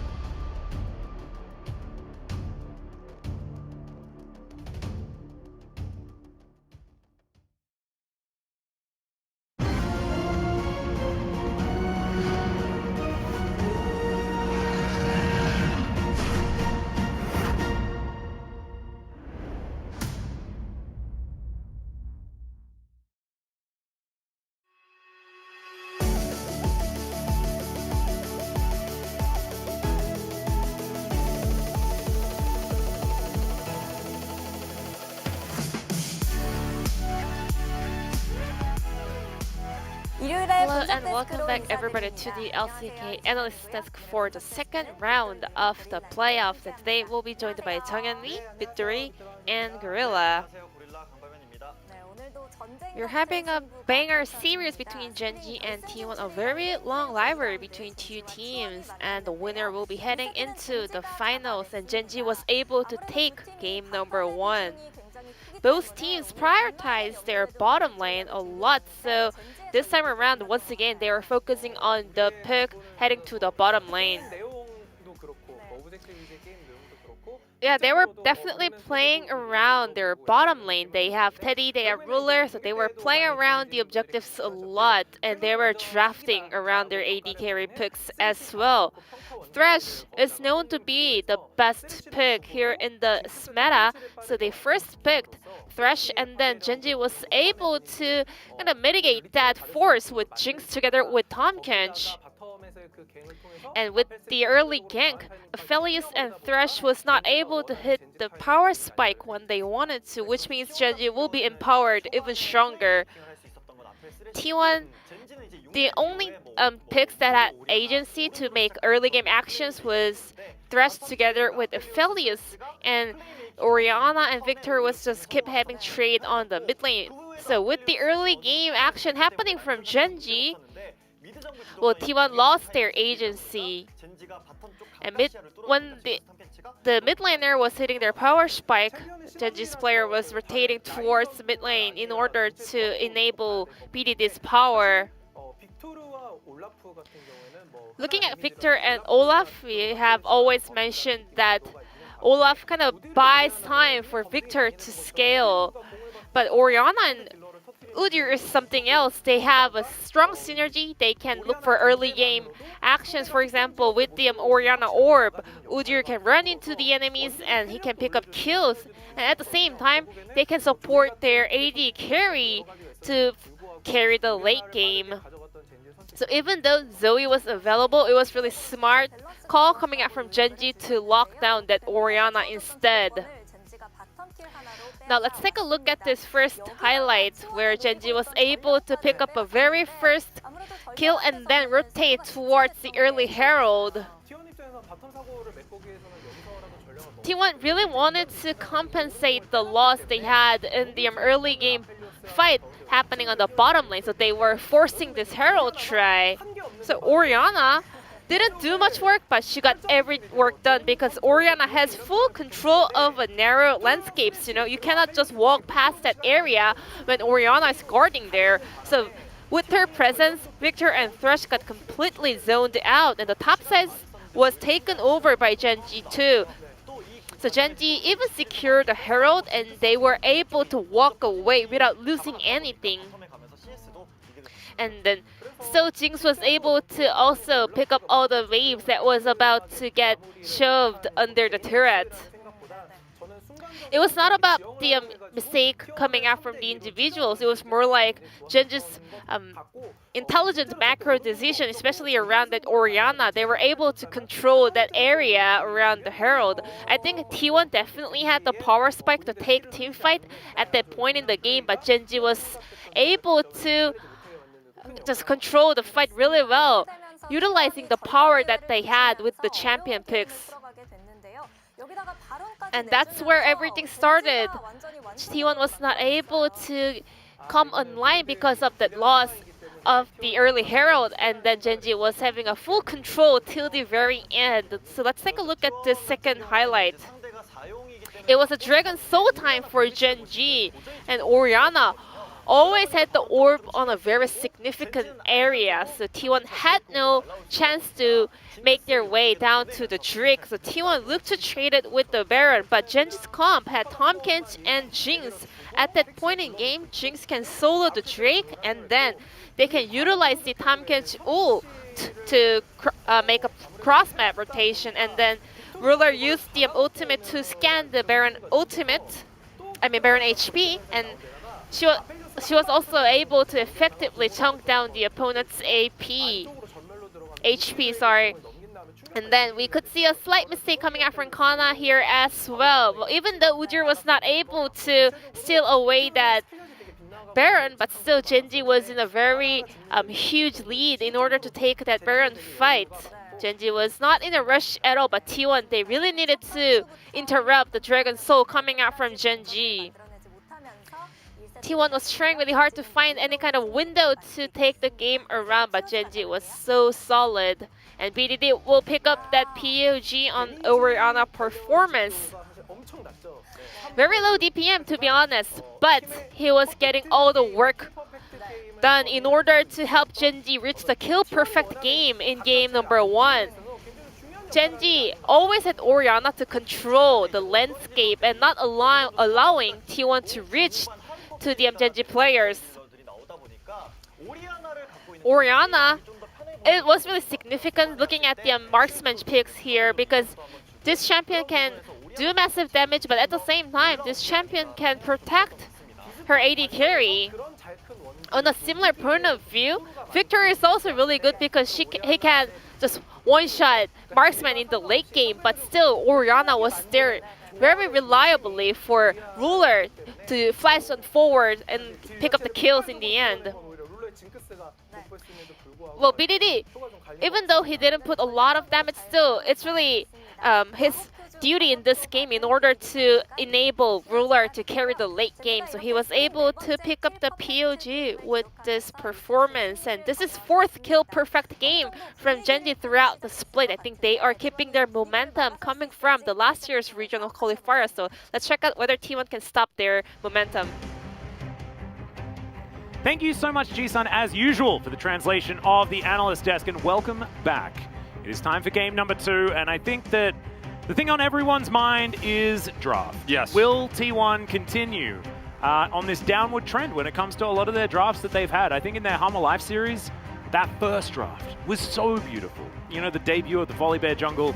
And at that point in time, I was like, oh, okay, this is T1 ramping up. But since then, even in game number 2, they reverted back to, you know, the Victor Kaiser, you know, 11.5, very beginning type draft, right? It's a little bit prehistoric. It's not really what we want to be seeing from this team, especially right now. We need to be pushing the envelope and creating opportunities instead of defaulting back to things that may have worked in the past, but often against weaker teams that you can just outplay and be better than. Yeah. That is not Gen.G. I think that at this stage, like, this is, you know, the final boss is Damwon Kia, right? But sometimes when you play a game, like, the final boss is hard, but the boss before is the hardest one, you know, where you struggle the most, and then when you get to the final boss, you know, you've upgraded, you've grinded, you have all your extra equipment.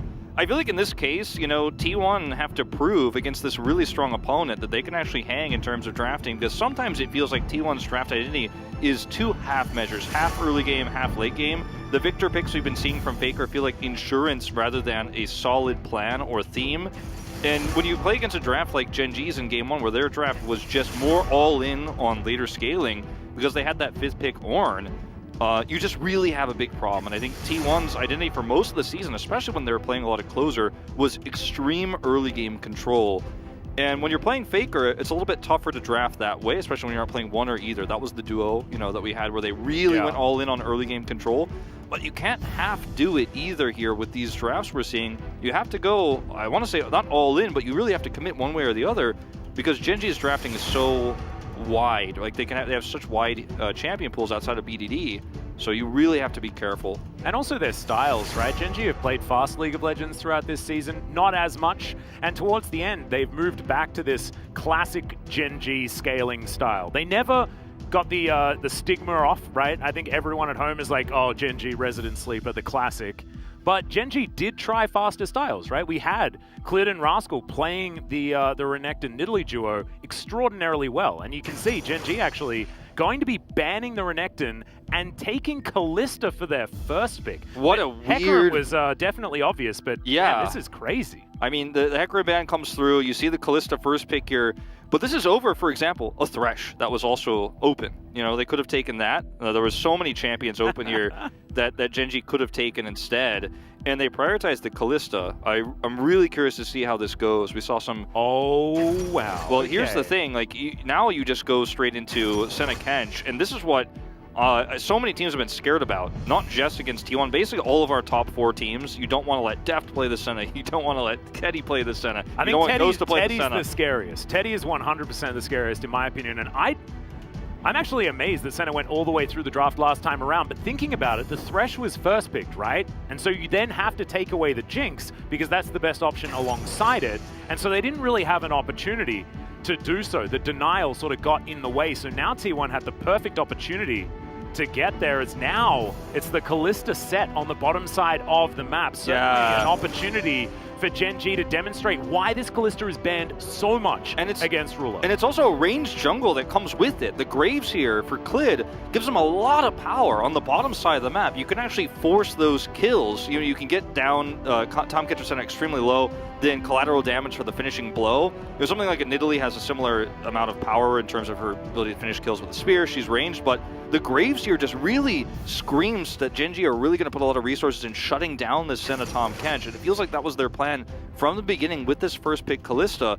Nidalee is going to be the response here from T1, and now the question becomes, what does T1 want to have as their anchor on the top side? Because, you know, if you're going to have a somewhat volatile bottom matchup that you need to scale very well, are you going to try to pull resources to the top side of the map, or do you just want to scale up and play for later? That's the questions that T1 are going to answer in these next few moments. I actually think that T1, if they have like a mitigating draft for the rest of it, right? Like just try and keep your lanes tidy and keep things together, Teddy's Senna will carry in the late game. I think there's almost no doubt there, especially with augmentation of things like Primal Surge coming out from Cuz, and they can set up around objectives quite comfortably utilizing the spears, and if Cuz is able to actually land a few God tier ones, then you know, there could be an opportunity there. So especially, yeah, I mean, if you hit a few spears, like Senna is just so powerful.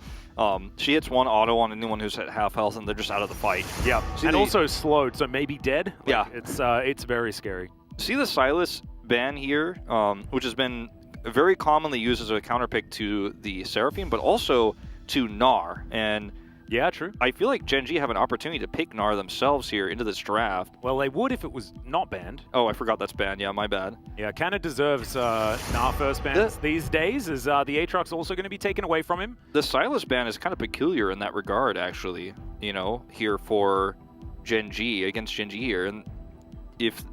well, I guess we're going to see maybe an extreme poke-heavy comp here from T1. I actually don't mind it. You go all in on this, and it does become very strong if you can have a stable early game. Because they already have the disengage from Tahm Kench, right? So this could work. And it's a very low-range comp for Gen.G. Like, Set has to run at this. You have Kalista, who's very low range in general in terms of team fight. She's not going to be able to do consistent damage. And the Scion here is very interesting. It's extremely stable, blind. And you have now the Syndra here for BDD. It's been his most played champion. But you're so reliant on really strong engage from Saya and Syndra in the late game. This is a very different style of composition from Gen.G where they're going to fall off really hard in the late game, whereas T1 have so much poke. If they can get vision control, I mean, look, if you go Jace, you have so much poke, it's actually insane. Like, could this be any more poke? No, I don't think so. unless you play like a poke support. I don't know which poke support you put in the bottom lane alongside a Senna, but you could theoretically do that. Yeah, this is going to be the Jace into the Scion, and is a difficult one for Scion to deal with. Early, I think that T1 are going to have a lot of control at the earlier stages of the game. I think there is a bit of onus on BDD to get his mid lane under wraps and allow Clid to get around his jungle and possibly mitigate the push that Canna's going to put out, because topside is certainly going to be where T1 can focus. They don't have a lot of CC to augment this. However, Scion is a lumbering gentleman up there. Hitting him with a spear is easier than a lot of other champions. Yeah, I really like T1's draft way more than Gen.G's here, Atlas. I feel like their comp is so good at team fighting later on with the poke. We know that Zoe is one of Faker's better champions this year. I mean, he's had one of his most famous team fights this season on the champion, and this is a playstyle where T1 can really showcase their identity as a team. You know, you have Teddy Senna, you have Zoe for Faker, and Kana gets to play an aggressive top matchup where he's just shooting at a tank, and that makes it very stable for him, and they can have kill pressure up there, they can draw a lot of the attention away. I feel like Gen.G really need to make something happen early with Ruler's Kalista here. They really need to control the bot side, try to maybe even snowball that into an advantage, but I feel like that's going to be so difficult here. With Tahm Kench being played by Keria, how do you really find those angles? I mean, it's an early game that's strong for Kalista, but can you really push that into an advantage enough to get you ahead to snowball this game? The Scion pick in particular just feels like it really isn't going to thematically go with the rest of this team later on in the game. Yeah, Scion certainly is sort of their scaling option here, but gives them hard engage, and Gen.G needs hard engage if they're going to take down T1. This has to be decisive from Gen.G. What did we see last game? We saw slow, we saw come to us, and then maybe we'll fight, but actually we probably won't, and then we'll win the game. I actually think this is really smart from T1 as an adaptation to say, like, well, if you do just want to group up around objectives and then do nothing, we're going to throw a whole bunch of abilities at you, and then you're going to have to leave. Yeah, and it's also a comp that's so strong against a high-priority Kalista pick. And, you know, the power of Kalista is in when she gets ahead, and then she dominates those mid-game fights, the first few Drake fights in particular, the Rift Herald, she's able to get in on that fight. That's where she's going to be at her strongest. Senna takes a lot more time to come online. But the difference in what those two AD carries can do in a 25-minute, 30-minute fight is so massively different. I mean, the range that Senna has, the poke that she can play with, means that Ruler is going to be dead oftentimes before he can even get in range to auto. If he gets hit by any of the Shock Blast, Spear, Battle Stars, right? Like, it's very scary what Gen.G are going to have to try to put together if we do go to late game where they're even or behind. Well, bit of a battle here around this bottom brush. We've seen this everywhere. It just feels like everyone just wants to be fighting over bottom brushes. As Facebreaker onto Carrier. His life is going to move real fast with his phase rush and get himself out of the way. Teddy is undefeated, and Carrier is undefeated as well on the spot duo, by the way. Yeah, this combo is pretty gross. And Carrier actually 100% Pog rate as well for his Tom Kench. 2 for 2. Which is pretty nutty. It's pretty Pog, you could even say. You could definitely say that. It is very player of the game. Yep. As, yep, Ruler and Life should certainly have some control in the early stage. Yes. Like you say, I think the power of inevitability is on T1's side. Despite the fact that it's a poke comp, we talk about poke comps pretty gingerly oftentimes because they do take a lot of finesse to play correctly.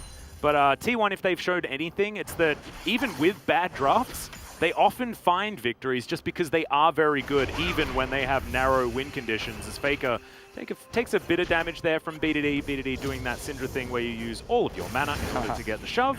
I feel like if there's almost anyone you can trust too, this is a kind of a vacuum matchup that isn't going to matter too much. I think Khan has maybe messed this matchup up as well because he just wins these. Yeah. And sometimes he's not supposed to. His Haymaker there, Life keeping himself alive.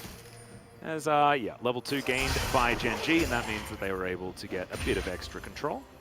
And I do agree with you in that T1 have, you know, been able to pull off really, really hard to execute comps in the past. But I mean, historically as an org, I mean, if you go back to the beginning of T1, back in the All Champions, right? Like, this team made a name for themselves for doing that. Faker made a name for himself for pulling off extreme plays, and he's done it already this season on the Zoe. If there's one player you can trust to hit the paddle stars when it matters most in the best of 5, I mean, I think it's Faker, right? And this bot lane is going as expected. No surprises there. That's the power of this Kalista pick. Yeah. You know, is this enough? I mean, you need to find more than just pushing waves into turrets. Yeah, I think I have to go back to, you know, some of the old adages when it comes to, you know, Senna X, you know, the fasting Senna compositions, because we often saw them with, like, you hit a mid-game and if your support is down 20 CS, you're psyched. You're still in a great spot, right? And as, you know, late game comes around, of course, you know, the Flame Horizon inevitably comes in, but you get so much value out of the combo that it is just really good. Last time Teddy and Carrier played this, it was against Harmon Life Esports, and they won the lane, which didn't make any sense. Yes, no, right? it did not. That's not happening this time. No. However, it doesn't mean that things are necessarily bad for T1. That's just how this is supposed to go, especially against the early game power of a Kalista.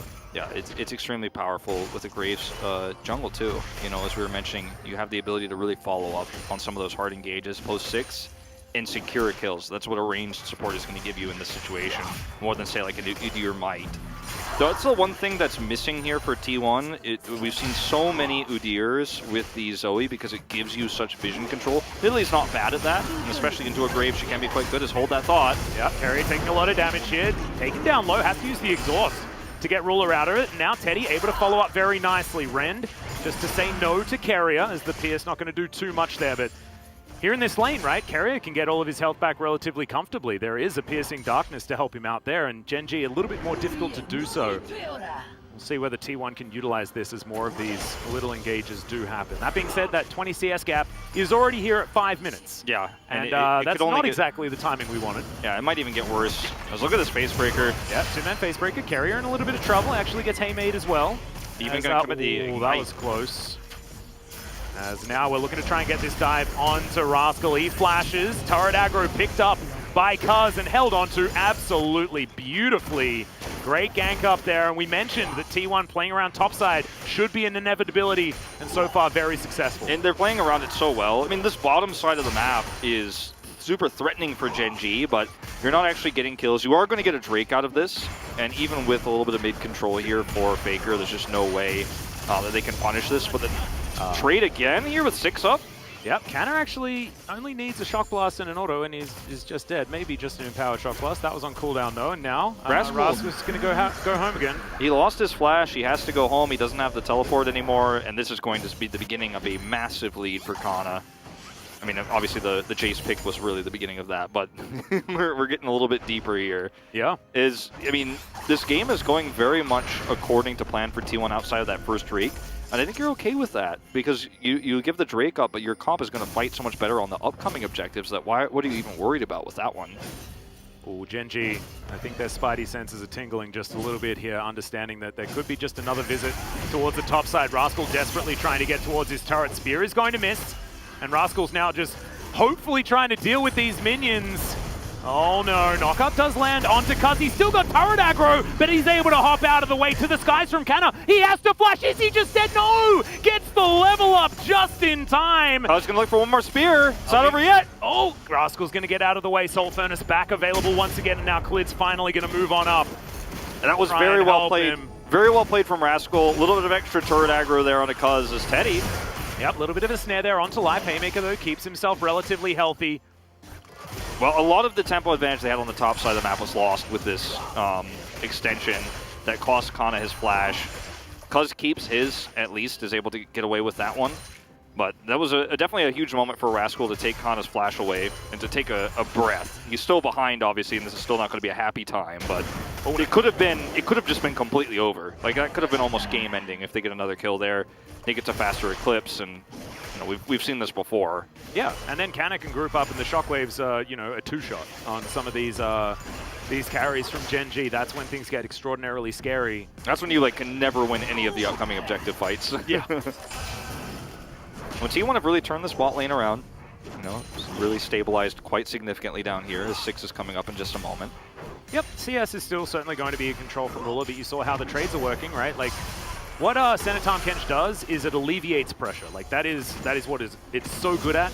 Look at this. And Teddy and Kerry have been very good at it so far this season. Look at this roam, too, from Clid. Like, that was right when Ruler was hitting 6. You have the Fate's Call. It was a really good opportunity. If T1 stayed for extra, like, one more second, try to get an extra plate, you actually punish that and get kills. But T1, they know the timing. They back away at the perfect moment. They get to crash the wave.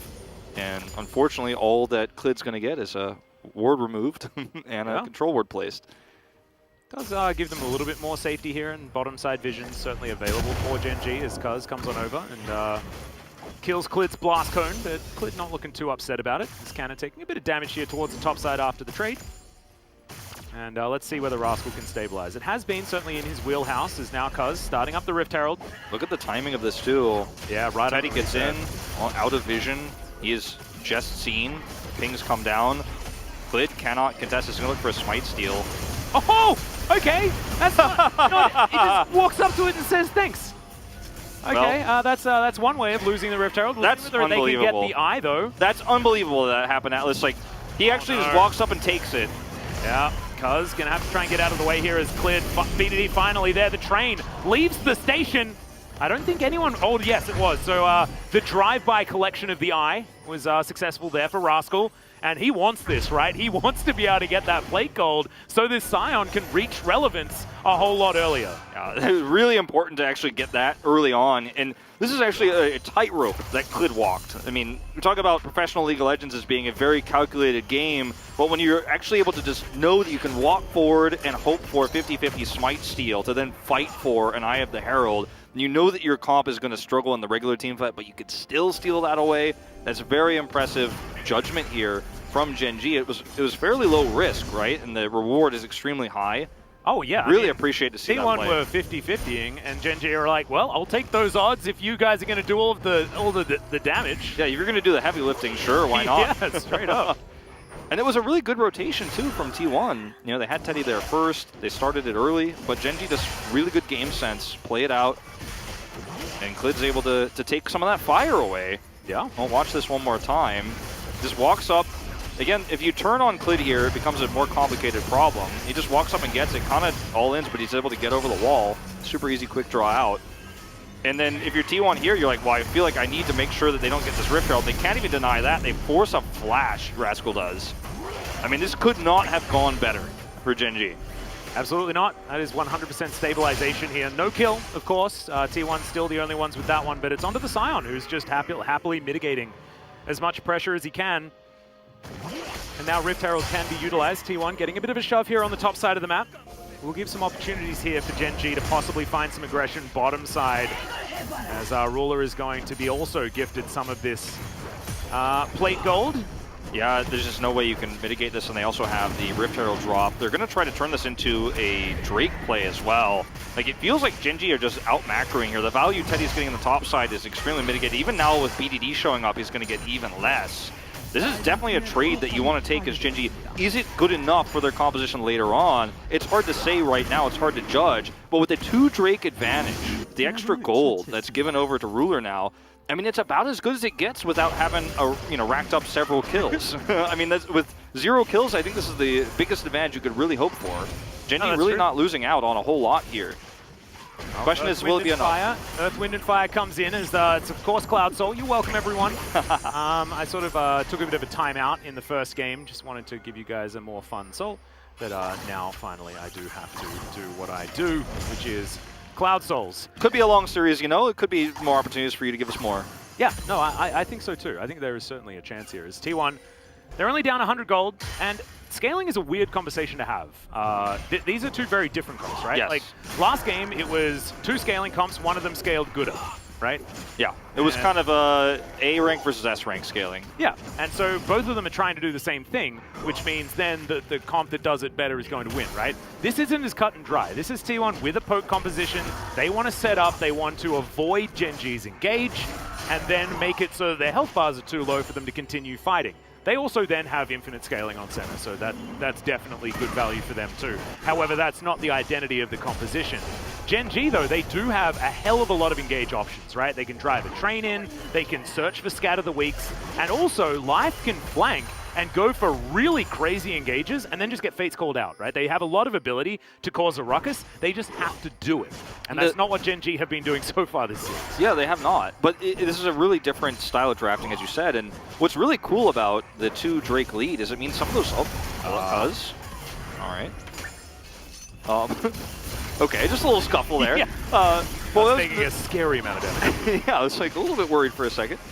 But what's really interesting is that because Gen.G have these 2 Drakes in the lead, and the fact that it's a Cloud Soul, so it's not that significant in terms of the control, like, how much does T1 really have to commit to these upcoming Drake fights? Because normally, if you have 2 Drakes, you're starting to feel really worried as T1. You're starting to feel like the clock is ticking, and you need to start utilizing your scaling. And the fact that Gen.G had these really early is somewhat worrying in a different scenario, but because it's Cloud, I feel like T1 have a little bit more wiggle room as Kana really wants this plate. Yeah, he's pretty desperate. He's going to get it too.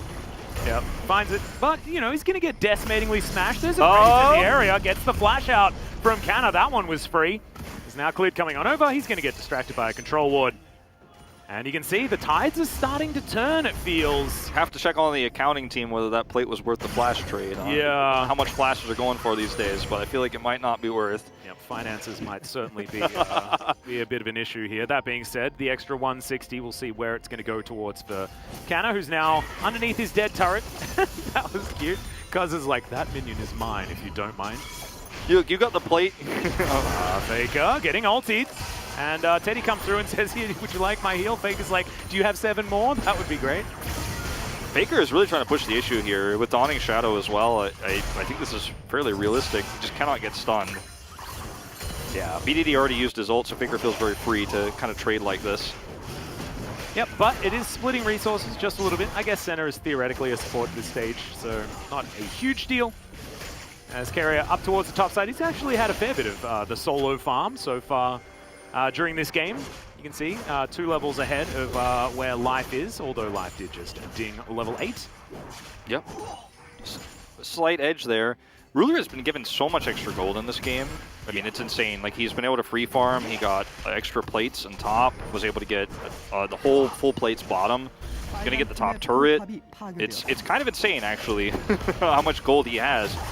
But the range problem is not something money can solve. And that's going to be something that Gen.G need to figure out in these mid-game team fights first. Well, there's a big teleport to come through from Rascal as Shirley is the prize. And now T1 get to set up with their poke. Let's see how it's going to be utilized. As Clear dodges that spear, Shock Blast absorbed by Rascal, who's now getting tired. And the spear will connect now as well as reset. Shirley is going to reset and Kana gets to work on this turret. Remember, his W makes it very easy to do a lot of damage to these in a very short period of time. If somebody gets low like this, it's just so hard to team fight as Gen.G anymore. You know, even though they had the positional advantage and they were in prime position with the the power spike that they have at this point in the game before T1 actually get all their items online, they still just can't do it if T1 gets free poke like that. Yeah, and I mean this is exactly what T1's comp is designed to do, right? And it gets stand around in the river like this, and they are just going to benefit. What did we see so much last game? Everyone's standing around in the river. I know the weather's getting warm, but I mean, you don't need it that much. You know, we can spend a little bit of time in the mid lane or in another lane. You can't be here. Yeah, Klid's just going to quick draw away. Oh, that bubble was so close to being extremely high value. Shirley, speaking of which, is going to be able to lock down that outer turret in the mid lane. And T1 now thinking about moving towards their next objective that they can set up a control around. Gen.G, these are the kind of Drakes where, because you have 2 advantage and it's Cloud, I don't know if you need to fight this as Gen.G because you're walking into a team that's chipping away at you every step of your way in. And that's, if you get to the Drake, by the time you get there, will you have enough health to fight after that? I don't think the answer is yes. And they are able to dodge that spear, but they need to come in. Carrier in a little bit of trouble here as Rascal rounds the corner. That is a decent sleep onto Ruler, but no one's able to follow up. Carrier tanking so much damage, and Rascal not able to find the smash. Now is the time when T1 thrives, though, as Faker does find Rascal. They've got so much more sustain. Teddy, not a massive amount of mana, but see the damage? Clid getting chunked. Faker darting forward to find Rascal. They still have vision of this, and Rascal is going to get snared. He's still very tanky, so should be able to get himself out of the way, but has these health bars been taken down low enough? T1 also struggling a little bit. Teddy only has about 1 more Piercing Darkness available with his mana pool, so both teams call it a stalemate and will back away. I'm getting deja vu, Wolf. What was the kill score last time? It was around the same, 0-1 at the early part of the game. It was Gen.G who had the early kill, but I feel like, Atlas, this is a scenario where you start to see the problems of Gen.G's composition already on display this early on. And every time, the crazy thing about this too, look at Kana's CS, he's up 50 right now. Every time they scuffle like this and the chip damage comes through and Gen.G try to sort out a pick, Kana's just pushing mid lane. He always gets mid prio, he gets a ton of extra farm. He's already massively ahead. T1 have a comp that has so much pushing power. They have so much siege as well. So if the end result is a draw at the end of the fight, if it's a killless exchange, T1 get the better push. They get the better vision, they get Drake prio in this case. And the problem just compounds upon itself. You could see that in those very short moments where Ruler actually gets in and hits some of those Rens, he does a ton of damage. Yeah. But it's just so difficult to do so that it might not matter. They might have missed their window to really snowball this game. And we haven't seen any showstoppers really do very much from Life as well. Like, I want to see the set get in there and actually try to put T1 out of position, because so far they haven't really been challenged as BDD.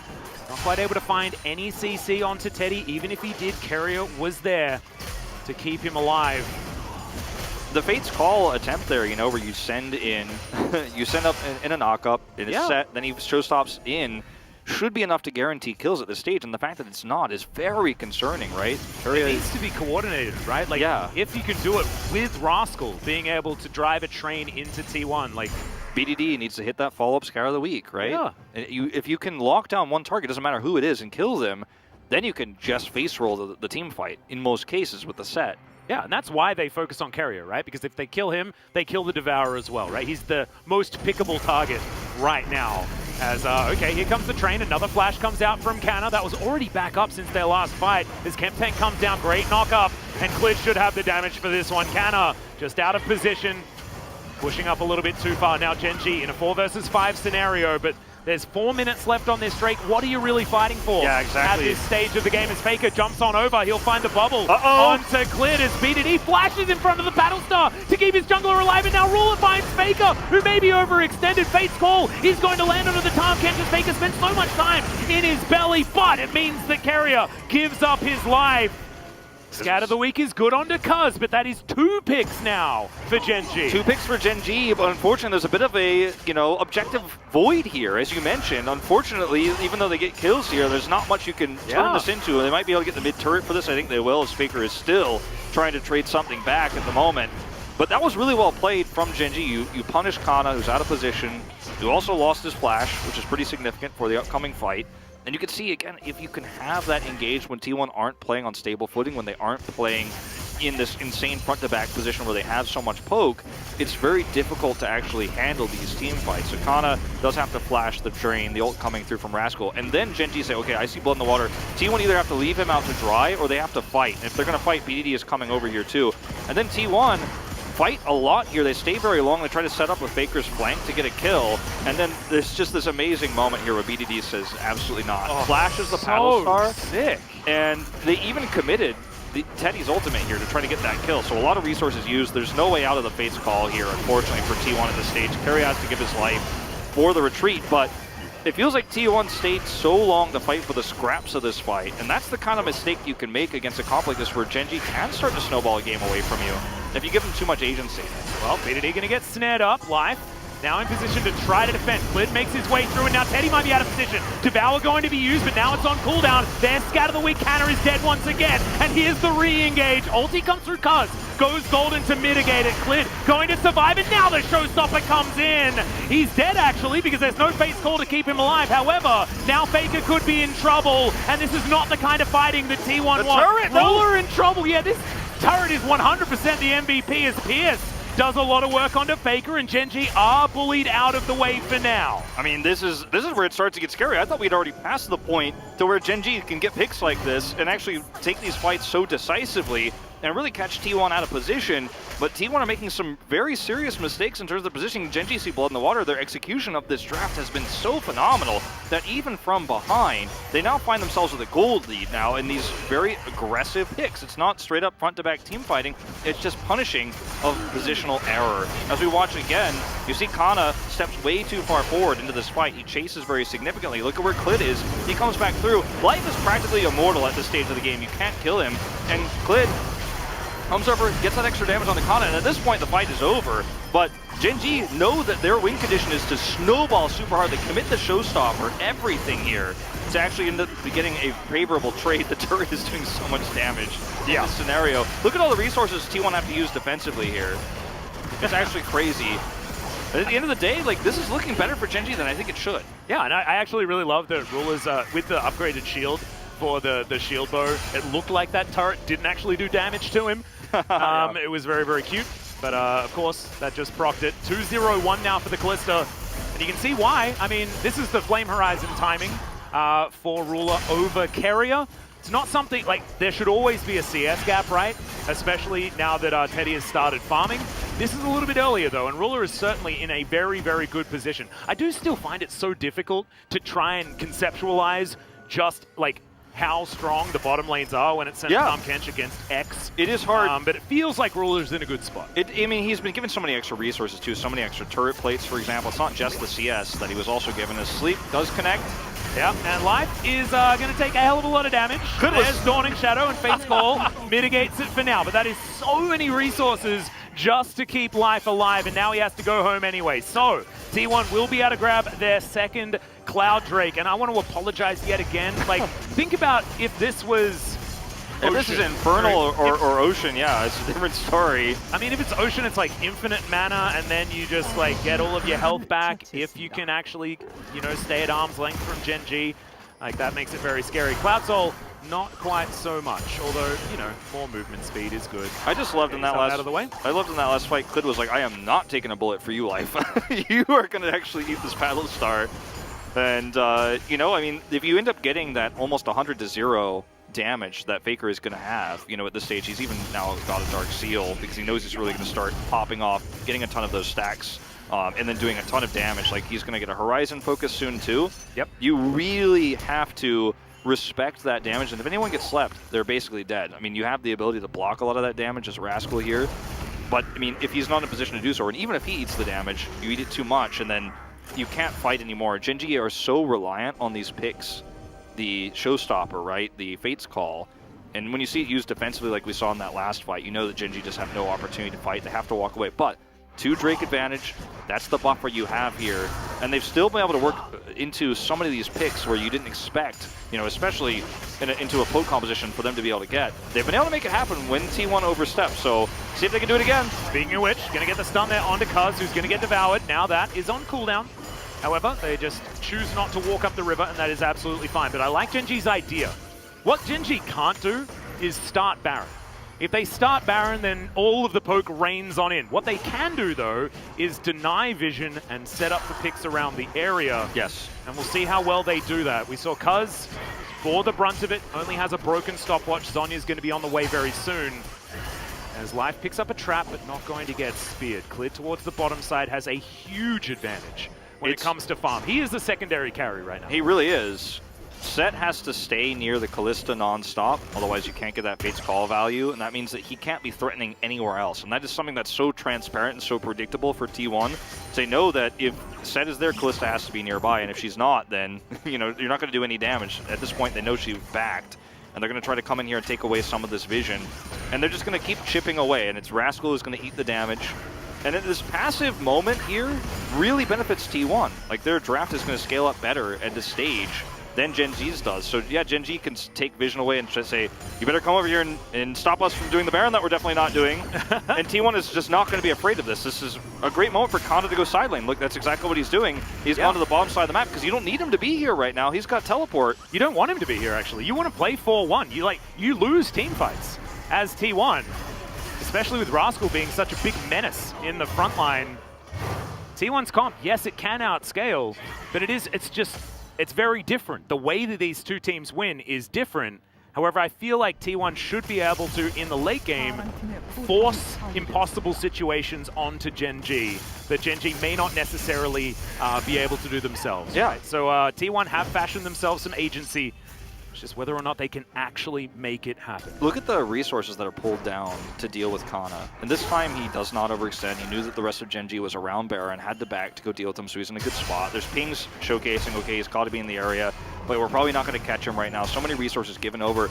And this is part of why Kana was picked twice in this game, in the side lane, because while T1 have to kind of group up otherwise 4-man to get that poke done, to make sure they're not picked by the aggressive, very, very strong early Gen.G comp.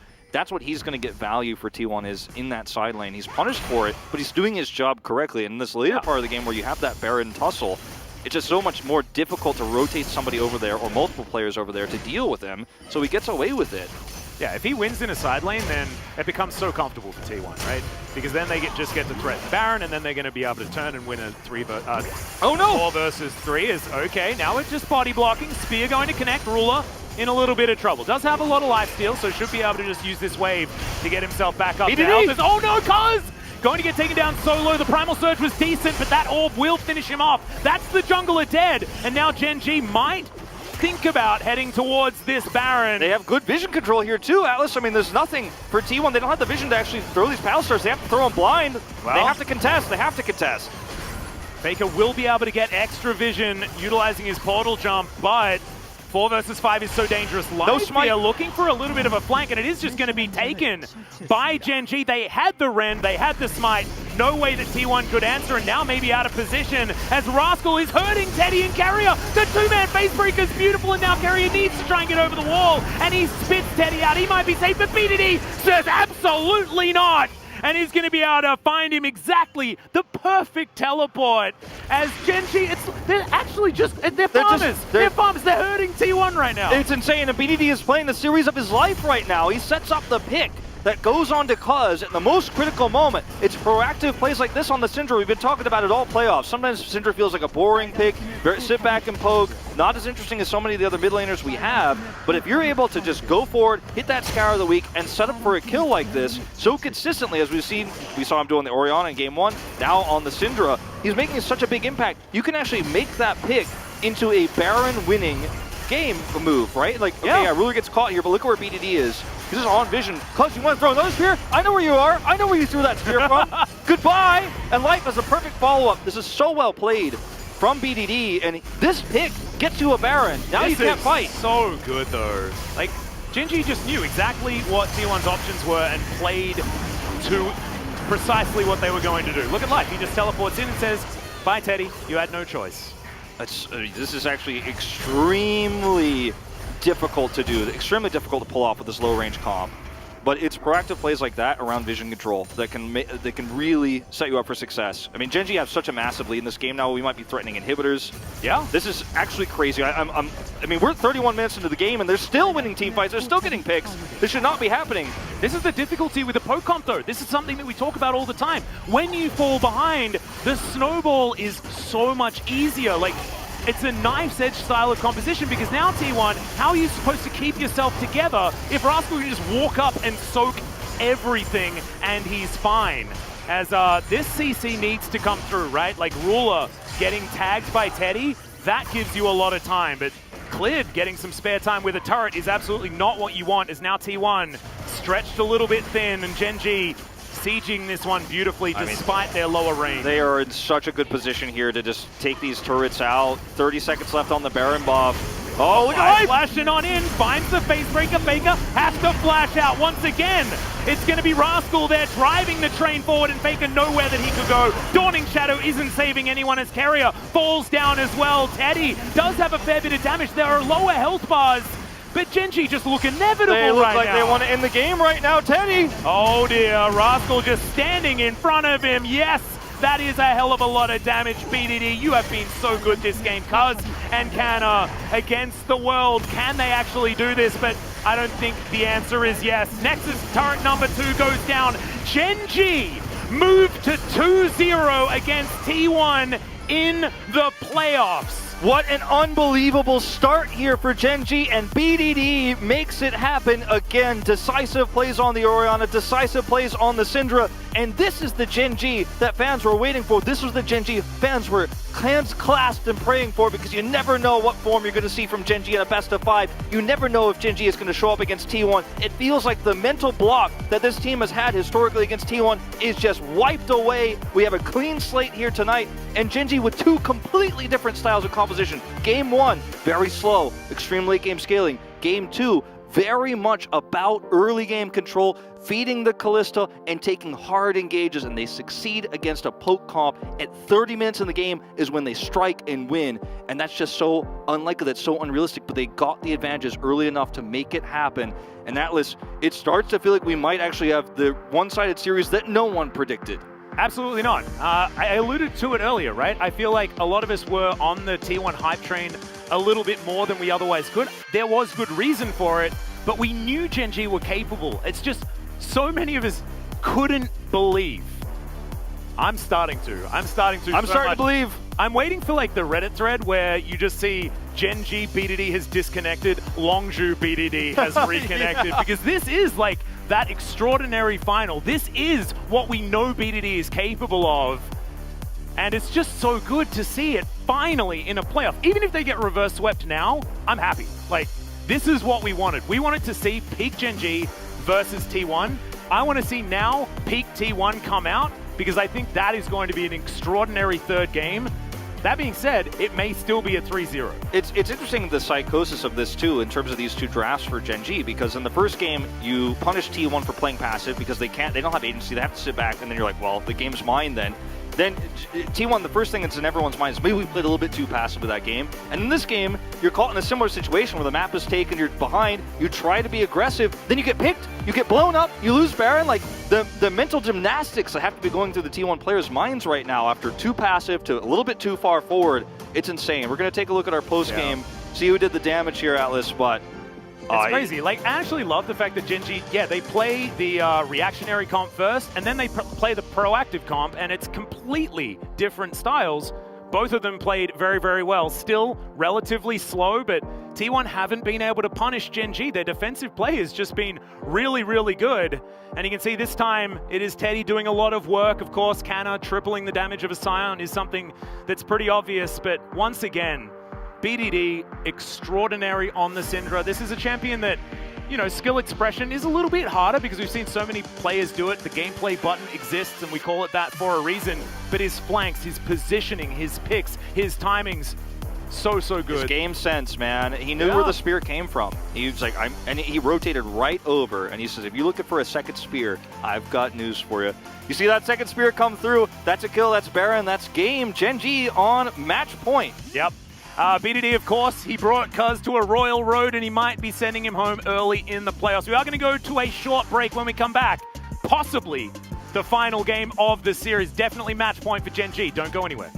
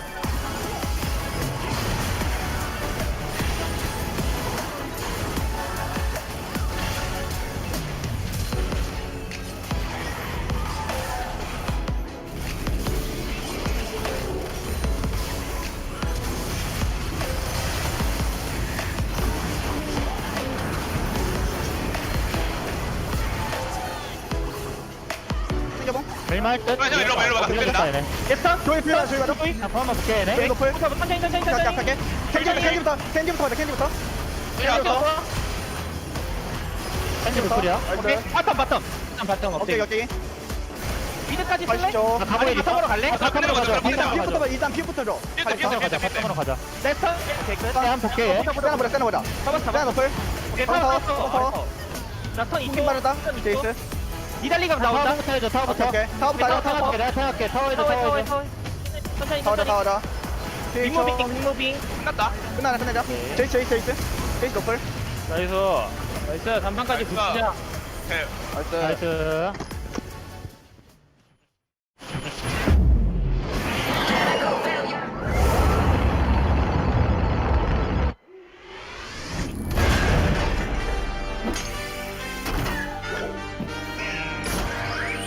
Nothing can stop a determined cat.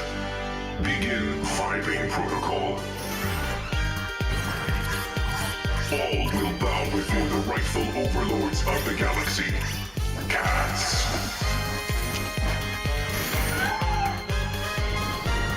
Enemy detected.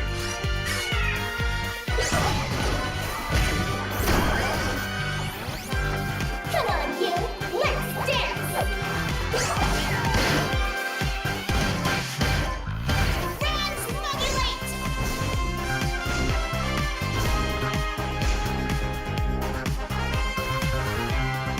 Enemy targets will be destroyed.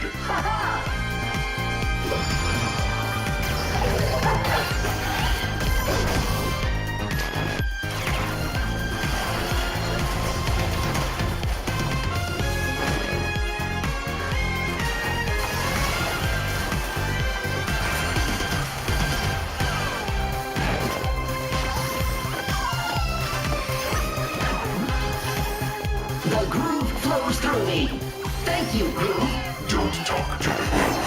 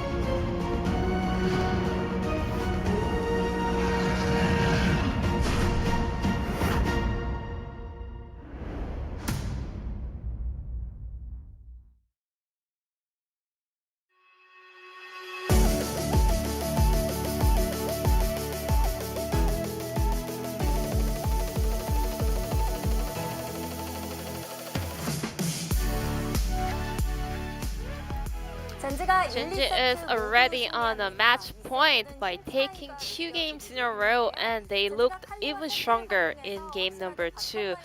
Gen.G highly prioritized that Kalista pick and then locked in Set as the bottom duo. And we could see the power of those two duo, and I can say Gen.G prepped really hard, drafting around their bottom lane.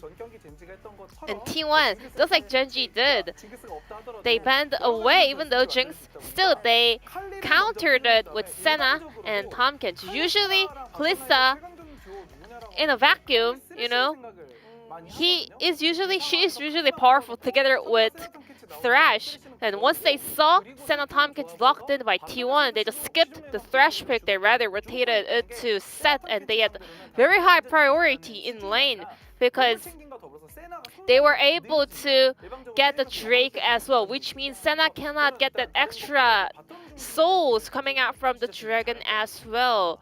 Props over to Gen.G for preparing this hard for something unexpected on the bottom lane. And Tompkins is not really easy to play up against Set because this champion actually counters this Tompkins Devour because he can re-engage every time he puts his AD carry back to safety. So looking at the Senna Tompkins and Kalista Set matchup, well, in the later game, Senna Tompkins can have their power spike once Tompkins gets enough armor items, but Gen.G tried something new over here. They actually didn't match the lane up against Senna Tompkins because they knew that in the later phase, Senna Tompkins definitely has the edge over Kalista Set. I think Gen.G prepared really hard in order to bring some counter strategy into that poke coming out from T1.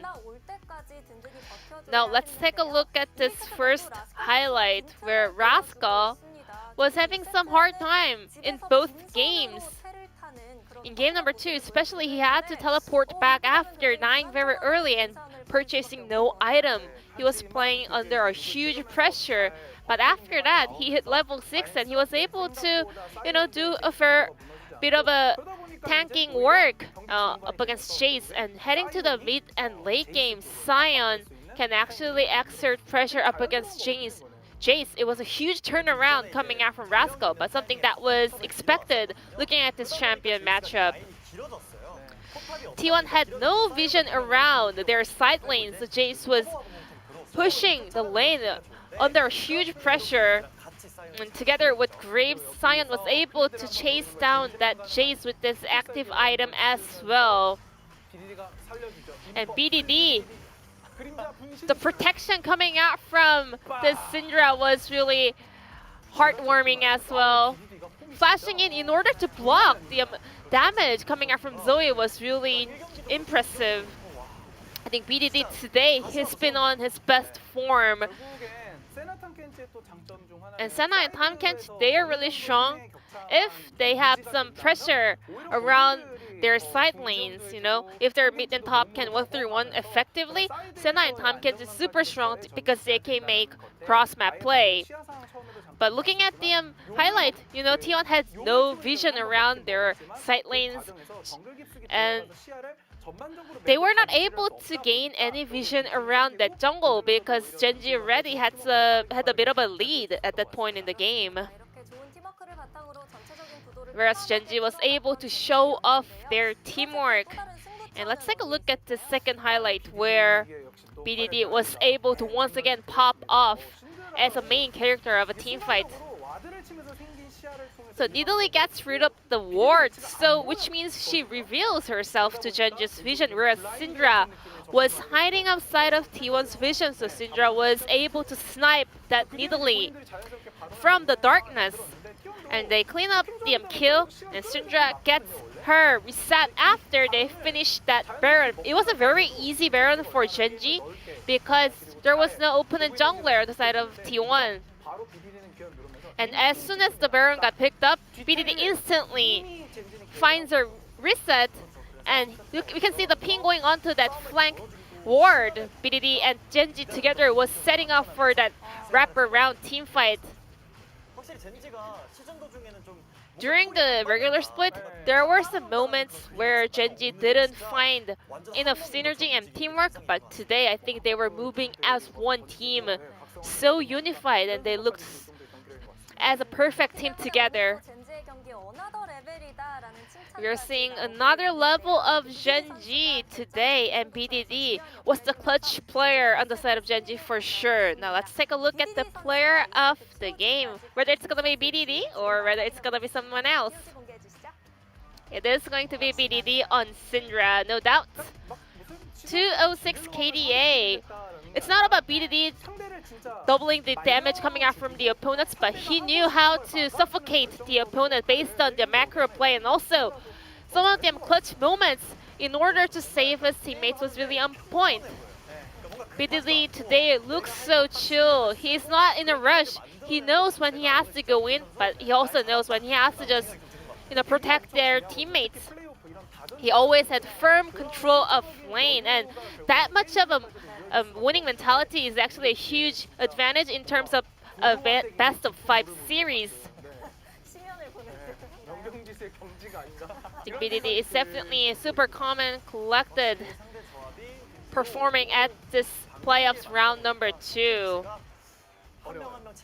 I mean, Tom can definitely have an ability to save its teammate, but you cannot save or devour 5 players at a time, and the opponents are diving onto you from 5 different directions. And BDD picks up POG back-to-back today, and I think Gen.G found another hero on their side. T1 really needs to come back and stop Gen.G's momentum, so let's move on to game number 3. Thank you so much, Jisun, as per usual, for the outstanding translation of the analyst desk. And here we are, back again for match point. To be perfectly honest, a lot of me was expecting a match point here in Game 3. However, I think that the team name is certainly different to a lot of the expectations. This has been a big overperformance for Gen.G. It really has. I think that there's also been a little bit of underperforming on the side of T1 side. Gentleman that was just on your screen there, Cuz, having a bit of an invisible game in game number 2. Poke compositions are certainly a tightrope, so maybe it's about going back to the drawing board, by building yourself one of these team fight compositions, one of these skirmish style of compositions with some early game agency, and allow T1 to go back to that style that made them so good, which was control first turret blood, get yourself all of that extra gold, snowball from there in the way that you know that you can, because their macro play is so good if they have that tempo lead and that advantage.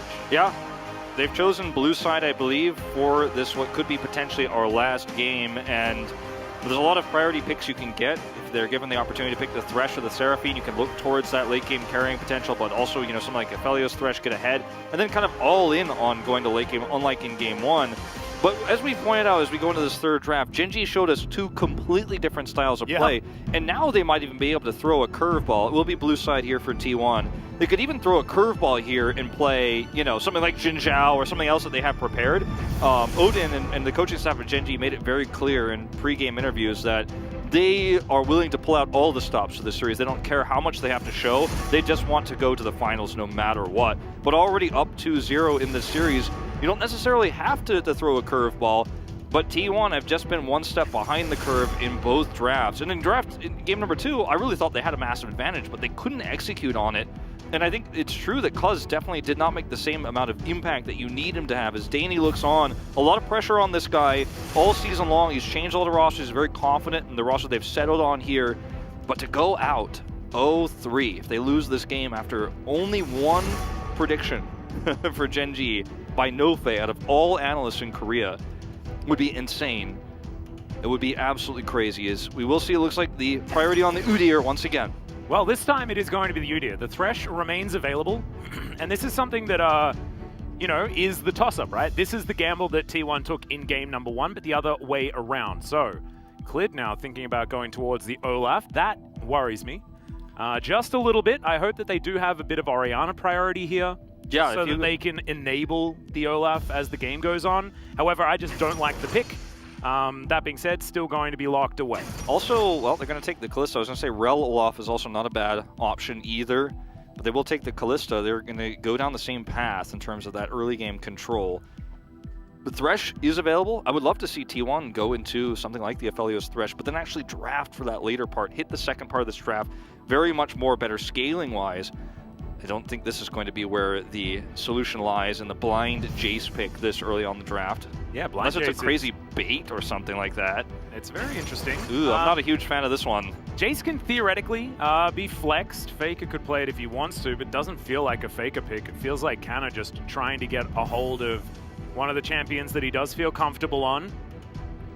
Is this T1 actually just waiting and allowing, you know, Gen.G to pick their bottom lane, and then Teddy and Kerry are picking accordingly? Could be an option here, but Gen.G are on red side. They have the opportunity of grabbing their support in their last pick and giving their Kalista the best time possible. This is very odd, it's just blind picks all over the place here for T1. But they're blind picks that work well around the vision control that Udyr will give you. It's another poke composition for T1. They didn't have the Udyr in the previous set. They had Nidalee, which is, again, not terrible at clearing wards, but not the same amount of power.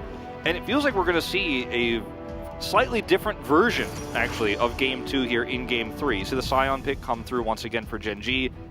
And now T1 have the opportunity to kind of warp how this bottom lane is played in terms of the supports they can ban away for the Kalista here. You know, Tahm Kench, definitely somebody you can, you could take away.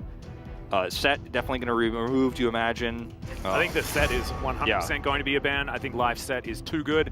Remember, you did see the stats for his Set so far this season. It is 3-4, including this game, or last game. Yep. Before this, though, it was undefeated, 8-0 or something like that, moving into this season. So definitely worth the respect. Is Tahm Kench going to be taken away from T1? They, you know, they take away the Tahm Kench, like I was saying earlier, so it makes it a lot more difficult to play that Senna comp if you're T1. And, I mean, I'm thinking about other options here. If you're really going to go all in on the poke, I mean, something like a Jhin ban isn't even out of the question. Ezreal, another opportunity that T1 have to take away. I really like Ezreal here. Yeah, I really like Ezreal. I think Gen.G should consider banning it against T1 here. And that's not one of those stable bot picks that you have for T1 in this poke-based composition. They'll take away the Thresh, though, which removes a lot of low-mobility champions from the equation. Yep, it makes it harder to pick something like Varus that Teddy has been going towards. Certainly another one of his poke options. And once again, T1 looks like they're building towards that poke composition, as that set that we called for is going to be banned.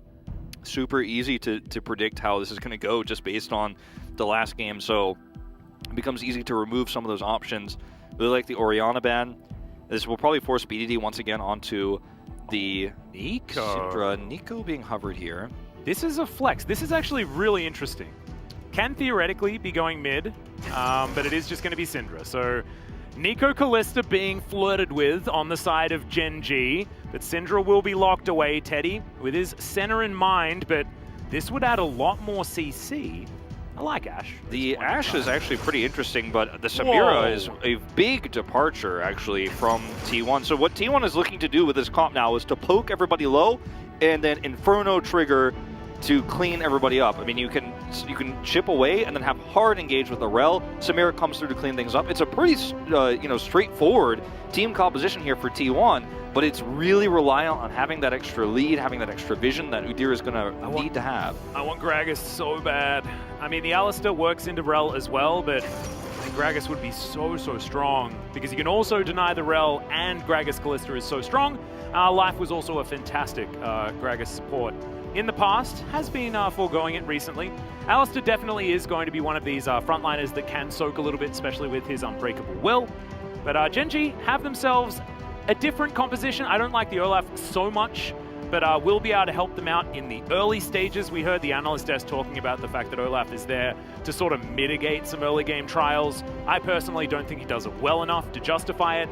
But Gen.G, if they can make it work, who is going to judge? And T1, though, it just like, I don't see where the augmentation is of the poke with this Samira-Rel combination that they've locked in. Are they going to be able to do enough in order to find these pop-off team fights? That's my question. It's going to be hard, you know, and if I could remove the nameplates and if I hadn't watched Game 2, I would really like T1's draft. I think on paper it works very well. You chip away, then you ult in with Carry as Rel, and then Samira cleans up. You have Faker, who's been able to hit Battle Stars consistently, but we saw how well Gen.G can play this composition, how aggressively the BDD will play the Syndra. Look for those picks. The Fates calling we saw, or Fates calls we saw from Ruler just previously were amazing as well. And Alistar is another support that works extremely well with those types of hard engage. Not the same way that Set does, but he can set up a pick for you. You can get BDD, these opportunities for follow-up CC. Ruler does massive damage. You get picks onto the composition that T1 are running, and it falls apart very quickly. But I think on paper, if you're not behind as T1, this is still a very strong poke composition, but they have to execute better than we saw last game. And I like the adaptation of the Udyr. Get that vision control and use it to control some of those parts of the map that you were fighting blind on in Game 2. Yep. We need to see Carrier also get a lot of proactivity early on this Rel, who does have a lot of impact. Look for those Herald fights. Look for that Rel to be able to dictate terms. And then if they can get that snowball, hit that mid-game spike, things certainly can work out. But here we are onto the Rift for game number 3, match point for Gen.G. as they get red side yet again. Should theoretically make it a little bit more difficult. This is Gen.G's preferred side, of course. I feel like the execution of Udyr, you know, he doesn't have the exact same sort of impact damage-wise that Nidalee does, but he has a much easier execution in terms of setting up picks.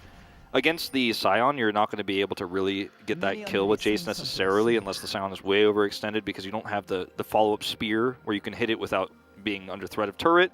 You kind of have to all-in more on that. So, you know, it's not going to be great in that regard, but it could maybe potentially net you an advantage in the mid lane. So that's something to look out for. But I think the real story of the Udyr here is going to be about that mid to late game vision control. Warding, clearing wards up, because that's what Faker needs in order to hit those sleeps, to set up for those picks. I think a little bit more focused mid lane as well would be a good idea. BDD has so far been deathless throughout this series. Of course, not a lot of Gen.G players have died so much this series, but BDD has been largely untouched. And so trying to put him on the back foot could be an idea, at least mentality-wise, in this series. Is Rascal and Canna going to go at it once again? See whether Rascal has a better or worse time. You know what's interesting about this pick, too, on the Samira? I think a lot of people will dislike it and discredit it right away because Samira has gone through some significant changes. She got buffed a little bit recently, but she was also very nerfed. She has a pretty low win rate in the LCK. And also, it's not Teddy's playstyle. He's kind of a late-game carry-style player, generally speaking. He's not a mid-game, you know, extreme hard-engaged type player. I think he's 0-1 on the Samira. We saw this a moment ago, so he's only played it once even this season. Yep. He was on the bench during a lot of the time where she was popular. Yep, but she definitely playing most of it. And, you know, it's a champion that doesn't feel like it suits Teddy, and it feels outdated. But I think for the way that T1's comp chips down against Gen.G and then you can clean up, I think it suits the composition very well. It's just going to be about the execution, again, here for T1. Yeah, actually, like, a reset champion in the 80 carry position sort of makes some sense when you do have a lot of catch potential, a lot of blow-up in theory that you can get with a Jace and a Zoe. See a bit of a wraparound here as Canna slightly overextended. The Ghost already comes out. Acceleration gate. You can see Canna trying to go for the 1-for-1 as the Undertow is going to land, but they're just happy with a flash, and Clid is just going to run back towards his Krugs and say that it didn't even cost me any time. Definitely ended up being pretty well handled there by Canna. You know, ends up losing his flash, which can be a problem for follow-up rotations that we do see down. It's going to make him a little bit wary about pushing too far forward when he's trying to chip at this Scion, but ends up being, you know, a little bit of wasted time here for a jungler that, you know, yeah, sure, he just this is super cool from Kaz. Yeah, Clid spots him. He's up a level. Yeah, this is really rough. Undertow actually misses as well. He's dead. Clid, there's no flash available. That's just going to be Kaz nicking first blood away. Great positioning, and look at this. Kaz has a pretty invisible game in game 2. Yeah. It all around here as there's the attract repel on the bottom side. Ruler has to flash to get himself out of the way, and now Life in a bit of trouble. He has his flash available, but an explosive start to this one as now Rascal, this is a familiar situation as Kaz is going to get knocked up. He's underneath this turret. Canna is going to go down, so it's a trade in the end. And Rascal has teleport available here as well and will be able to tidy up this minion wave, so may not have to use it, we'll see. Yeah, that's the kind of play that I'm talking about with the Udyr that's different from the Nidalee. You really have to get under the turret to make that play happen onto the Scion, but it ends up being proactive once again. He's almost doubled Klid's farm in this game because he was, he's just a faster clearing champion. Then gets the impact in the top lane twice. One onto Klid, and then of course one onto the Rascal. It's a trade, but it really pushes the tempo advantage here into T1's favor quite significantly. And this is the power of Udyr that you're going to get, is almost guaranteed, easy to execute pressure. And you talked about the invisibility of Cuz in the last game. That's absolutely true, but proactive plays like this that are very easy to execute, you can't really mess this up. It's actually a mental game, right? Like, Monte Cristo, he talks about Udyr a lot, even though he's not a LCK commentator anymore, as the old man hands champion. Cuz is still very young, right? And he's a very mechanically gifted player, but you have a bad execution game like the last one, then you play Udyr. It's light, night and day, the difference in terms of how easy it is to pull off. Ends up being a trade here, but you'll take those. It was definitely optimistic as Cuz makes his way down bot lane, and you can see that actually Ruler and Life have managed to win a couple of trades in a row.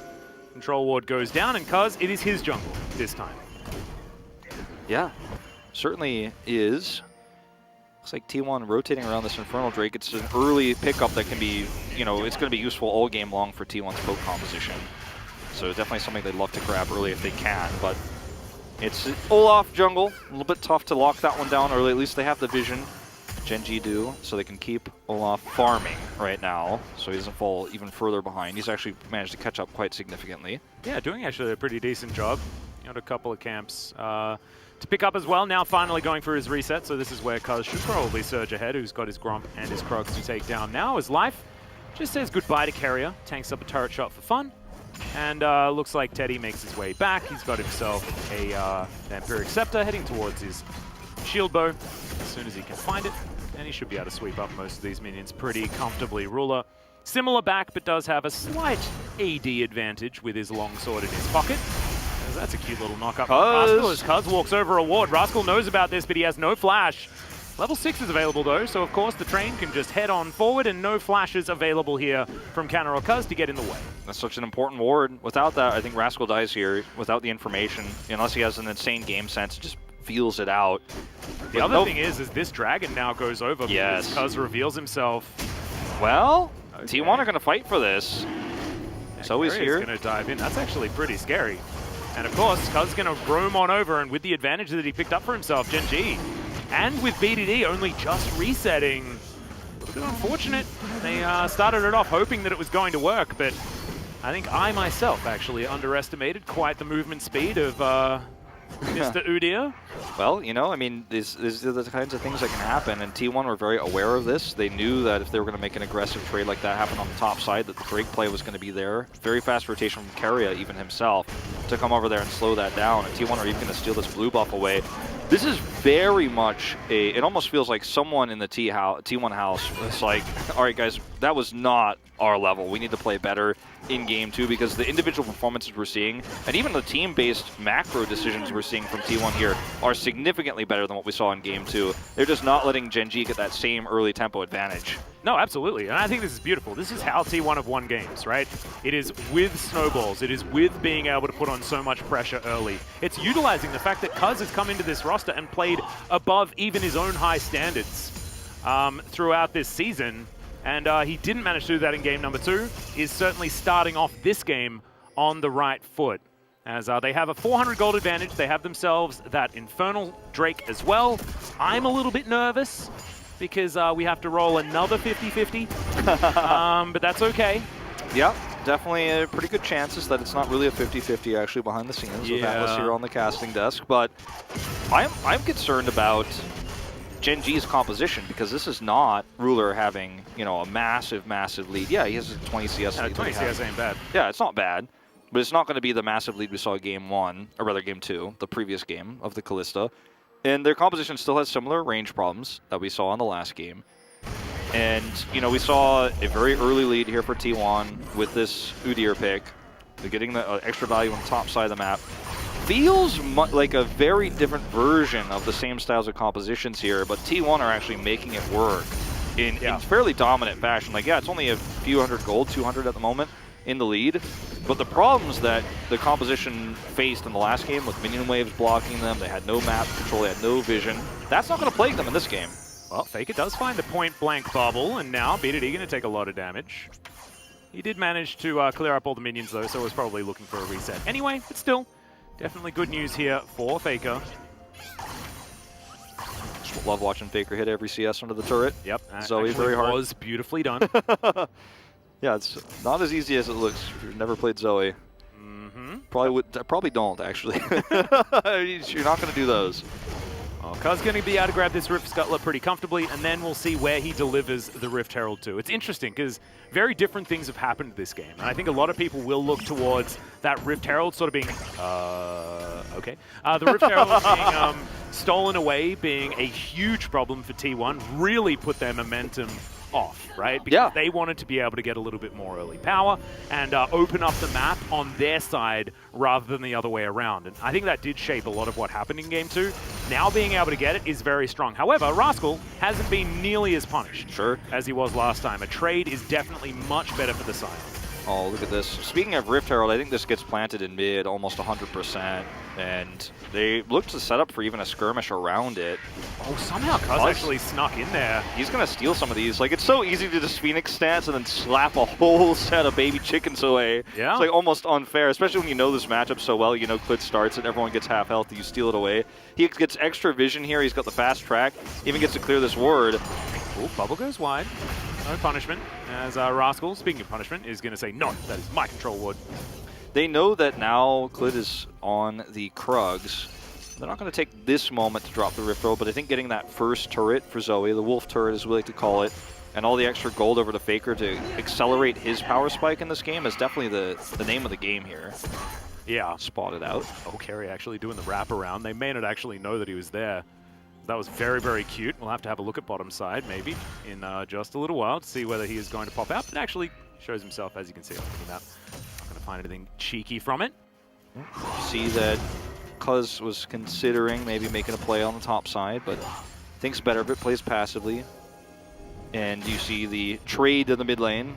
Mid lane is back in alternately, so free waves. You see the ping come down from Faker. And it's you know, the next play here for T1 is to set up a Rift Herald in mid right before the Drake. I mean, that would be ideal. But unfortunately, they don't have enough of an advantage to necessarily pull that off. We do see the rotation in now. Check vision. The Rift Herald is the easiest way to make sure that this Drake goes T1's way. They have not committed it, though. No, I haven't actually utilized it at all. As here towards the bottom side is exactly where T1 are positioning themselves. 4 versus 3 will be the situation as BDD still dealing with that minion wave. Rascal has teleport, as does Canna. Certainly important if this is actually something that both of these teams want to fight for. This Rift Herald is about to time out, Atlas. Yeah, right. I'm like actually starting to get a little bit worried. T1, you've got an advantage here. You have an edge. You have to use it. Well, they want to use it so that they can actually get control over this Drake, as there's the flash forward, and Faker Huge just mistake. gets baited by BDD. That's a solo kill, and they were trying to give Faker the money for this Rift Herald, as well as now Clid comes on forward. This could be even worse. Oh, this is a disaster. I don't even think that this one's getting connected. Oh It's not. They deny God. it, and you don't find the window to use the Rift Herald. You overextend. Faker gets baited by BDD, who once again is dominating the mid lane. And this is inexcusable. Gen.G should not be able to walk away with this Ocean Drake here for free. We'll find out if it's Cloud in a second. Nope. It's just a game of inches, though, Yeah, right? it really is. Hopefully Jonas Strong throws that on massive slow-mo so we can see exactly what happened. I won the 50-50 as well, as we get a relevant Drake. Yep. As our soul is now Rascal's looking for Cuz. Slowing down an Udyr is an odd choice, absolutely. But he might be able to deny the steal. Should be able to.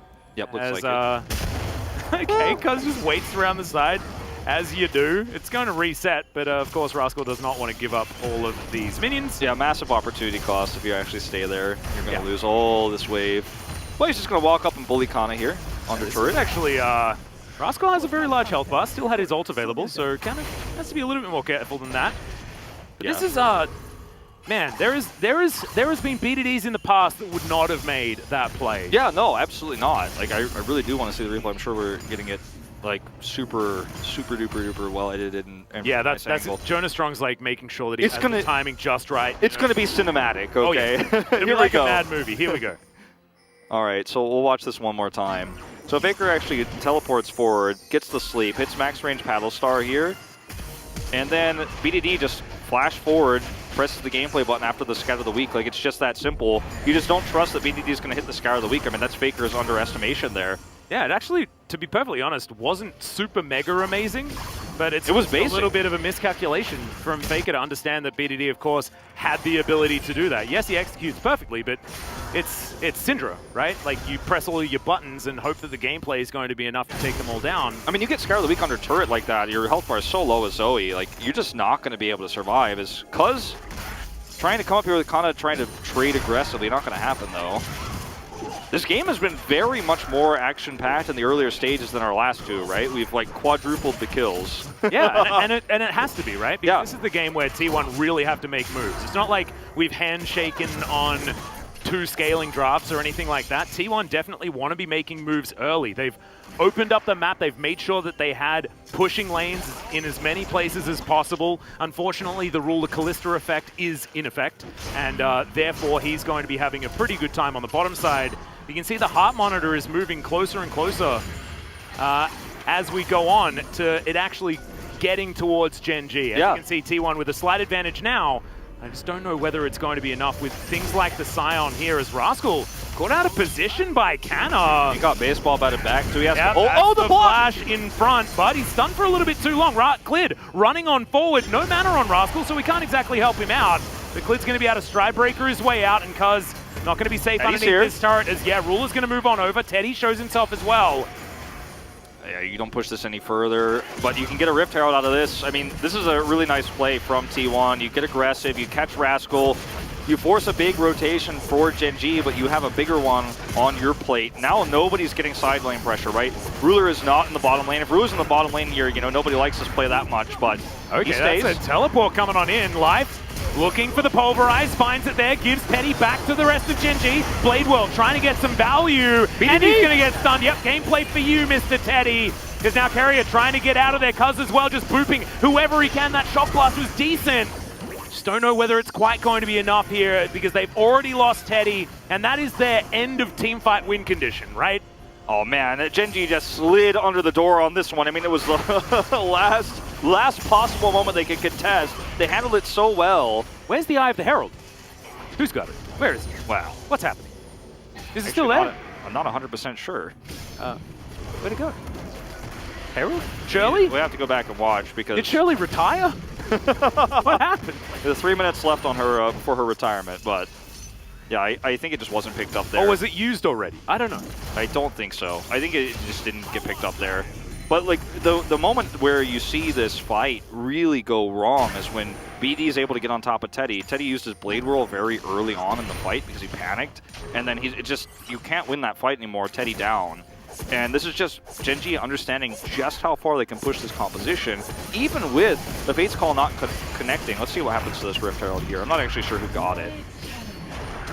Because I thought Cuz got it, but yeah, he does, and he just can't pick it up. So Teddy is off on the side here, has to use Blade Roll early so he gets caught by BDD. No one is able to get in here on top of the side, so it doesn't get picked up. And that's just T1 losing everything they committed to, losing Teddy as well, and losing a huge amount of tempo in this game. And once again, BDD finds that window to get value. Doesn't even have to flash. Ooh, Big Greedy not actually going to press the Ragnarok button as in comes the train and everything misses until the train gets there, and more gameplay for you, T1. Cuz now going to get caught out of position as well, and Gen.G. This is definitely a cold ball rolling down a hill right now as there's the exhaust. Life just desperately wanted to give this kill over to Ruler and will do so comfortably. Canna trying to get what he can on the bottom side. I mean, it's just not going to be the same, it's not going to be equivalent, the value. They're going to get a ton of value here in mid as well, and this is, Atlas, quite frankly, the cold ball, of frozen rain droplets rolling down the hill. I mean, this game is starting to get out of control here. Gen.G is still behind by 300 gold, but their execution of these skirmishes gives proof again to the idea that T1 cannot execute this poke composition very well against Gen.G. Gen.G are just pressing the ult buttons, walking through BDs, hitting these Scout of the Weeks. You're seeing really high agency given to Rascal on the Scion. They're finding these picks, they're finding the stuns, the CC that they have, and T1 is just never able to properly utilize their range. This is just an overextension here from T1. It's Clid that you hit with the sleep here, Faker. Unfortunately, he's a bit tanky, and he just gets taken out by BDD once again. Cuz is caught, and this is a fight you should never be taking off of a greedy Paddle Star attempt from Faker. Yeah. And sure, yeah, you have Kana on the bottom side of the map, so you feel like, okay, well, if we end up losing the skirmish, we're at least getting that value. But if you lose 2 people, and then the mid turret, It's not a good trade. The mid turret just barely standing, I think, on its last legs here. But a lot of damage done, and Gen.G are going to get the streak. Yeah, it's starting to all stack up, is what it's feeling like, Wolf, as this is going to be Rift Scuttler taken down as well as this Mountain Drake, the first one of the game for Gen.G. And this is Mountain Soul with Scion Olaf. Oh, God. Against a poke composition. It's so much more difficult with all the extra resistances stacking up, even with the shield tier 2, to get those kills on the Samira. Unfortunately, Teddy hasn't been able to have that opportunity to really have an Inferno-triggered 5v5 teamfight pop-off moment because T1 are trying to retake tempo and making aggressive plays solo and getting punished for it. We're not seeing those 5v5 fights because they're playing into Gen.G's comp, which has so much CC, which is so terrifying. You have to show more respect. You have to play this game a little bit slower for T1, and I think that's the mentality that was kind of broken after Game 1. They played so slow and too slow because their comp didn't allow them to play any faster. And in games 2 and 3, they're struggling. It's so hard because they actually do have to up the tempo, right? But they have to up the tempo safely and do it intelligently at the same time. And sometimes when the onus is on you to make choices, you feel desperate in when to make those choices, right? Because those opportunities do need to come around. Unfortunately, it just hasn't quite been there for T1 so far. And I'm starting to feel like the ruler effect is coming in just in time for playoffs as well, right? They had to ride the line. Do they ban the Callista? Do they ban the Jinx? They didn't have enough room to ban both. And then they just snap it up once again. And he hadn't been playing it so much in the regular season. It was getting banned almost every game. However, we hadn't been reminded about what ruler can do or what life can do when he gets so much value. As BDD presses R and Faker loses half of his health. And the more and more BDD gets gold, the more and more difficult it is for T1, right? Because BDD's almost at one-shot territory. It's very binary, but it's still just a fact. And not to mention that BDD is playing a very good series. You know, this is amazing. This is a player that you don't always say is going to make the incredible calls on the Scar of the Week's late game, but his Orianna banned against him twice. He makes the plays, and he's doing fantastically on this champion right now. And T1, it feels like they're falling further and further behind to the wayside here. They're not able to make any proactive plays. Their macro is failing them because they're trying to be so aggressive in trying to get these picks when their comp isn't really based around that, right? Trying to commit so much to get BDD, for example, in this case.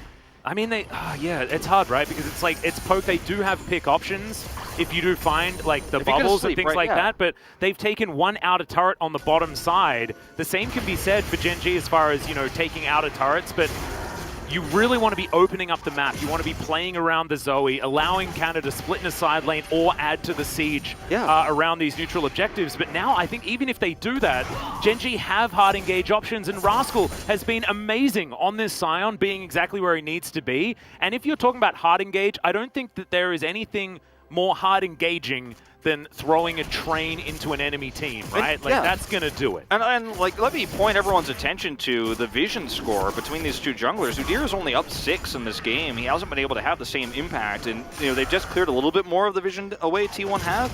But you know, just moments ago, there were almost 0 blue wards on the map. And if you don't have vision, you can't walk forward into these brushes when there is that hard CC, there is that hard engage for Gen.G. They can blow up any single target. On the side of T1, they don't have a tank, they don't have a front line.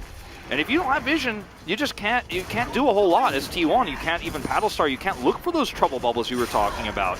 And that's a big problem, and it really limits the impact of the Udyr in this composition if he cannot consistently clear those wards. Yeah. And it has to be a second item. Lord Dominic's out of Teddy. Makes sense, of course. Rascal exists, and Samira ain't going to be doing damage to him. But the problem is, he has a Thornmail already. Yeah. Like, you're going to need every single possible armor penetration item, and unfortunately, the percentage variety do not stack. Unfortunately not. Yeah, which, you know, maybe there should be some leniency on that. If there's a Scion opposing you, maybe we should lift that, because sometimes it feels like it's necessary. As, all right, Carrier just BDD says a casual drive-by. Nope. Yeah, maybe that's they add that to part of Sion's passive. Allows the whole enemy team gets better armor pen. Yeah, nailed it. Well, you know, Atlas, this is a semifinals and a spring season of LCK where people actually started bringing up the question of whether Damwon Kia might start to surpass T1's legacy, SK Telecom T1 that is, And it was becoming such an insane finals potentially, right? Everyone predicted, minus, of course, Nofe, that we were going to have that T1 Damwon Kia finals where maybe a passing of the torch could even occur if Damwon won it. But T1 have to win now 3 games in a row in this best of 5 to even get us there. And they are falling behind. They cannot even control Baron right now with this poke composition. Yep, we'll see whether they can rein something in there. Of course, Cannon needs to be in position and Faker as well, but now the re-engage comes forward. We got a lot of buttons being pressed, and now maybe it's the opportunity for T1. The Clid goes golden right in the middle of it. You can see Ruler trying to do his best, but he's going to be taken down. The Baron helps him out. The Samira is dead, though, and now Gen.G utilizing the more powerful wallets and just running at T1. That's a very short teleport. However, short. one that maybe Cuz not going to be able to... Yeah, you do get the extra movement speed from the teleport, but who was I kidding? It's Udyr. Once again, misjudging. Even in the perfect team fight for T1 that you hope for, where you get the poke done, they already took damage from the Baron. They've been chipped down. You have the rail engage. Carrier comes through with a Magnet Storm, and even with the Magnet Storm, Teddy is not able to get that Inferno trigger cleanup. You don't get to see the amazing wipe. There's so much CC on the side of Gen.G to interrupt him, and I believe it was actually Rascal with just a big, devastating smash that actually ends everything. Let's take a look at this fight once again. So look at the Gen.G members. They're starting to get fairly low here. The Baron's being chipping. And look, you see the damage come through. The was so good. And Teddy comes in here after you see the Magnet Storm. But he's just not able to finish off any single member. He's just forever and ever stunned up here. And T1 don't have the damage to actually break through all the tankiness here. BDD free hitting. He's on the side here. Has untouched in this team fight. Sets up multiple stuns, and the turn is unreal. Gen.G look to close this series out 3-0. It's not over yet, but they have a massive advantage. Well, just enough mana to take the train. That's like when you're looking in your pocket and you've got some change and you're like, can I afford this train ticket? You know, like, have I got it? And he counts it and he's like, just about there, and nailed it. That's like when you're, you know, the last, you can't get a taxi in Korea. Around midnight could be very difficult, you know. Yep, or 10 p.m. these days. Yeah, 10 p.m. these days. You look at your phone, you're like, wow, next train in 5 minutes. I think if I walk to the station right now, I could still go home tonight. Yeah, exactly. And thankfully for Rascal, is certainly able to do it.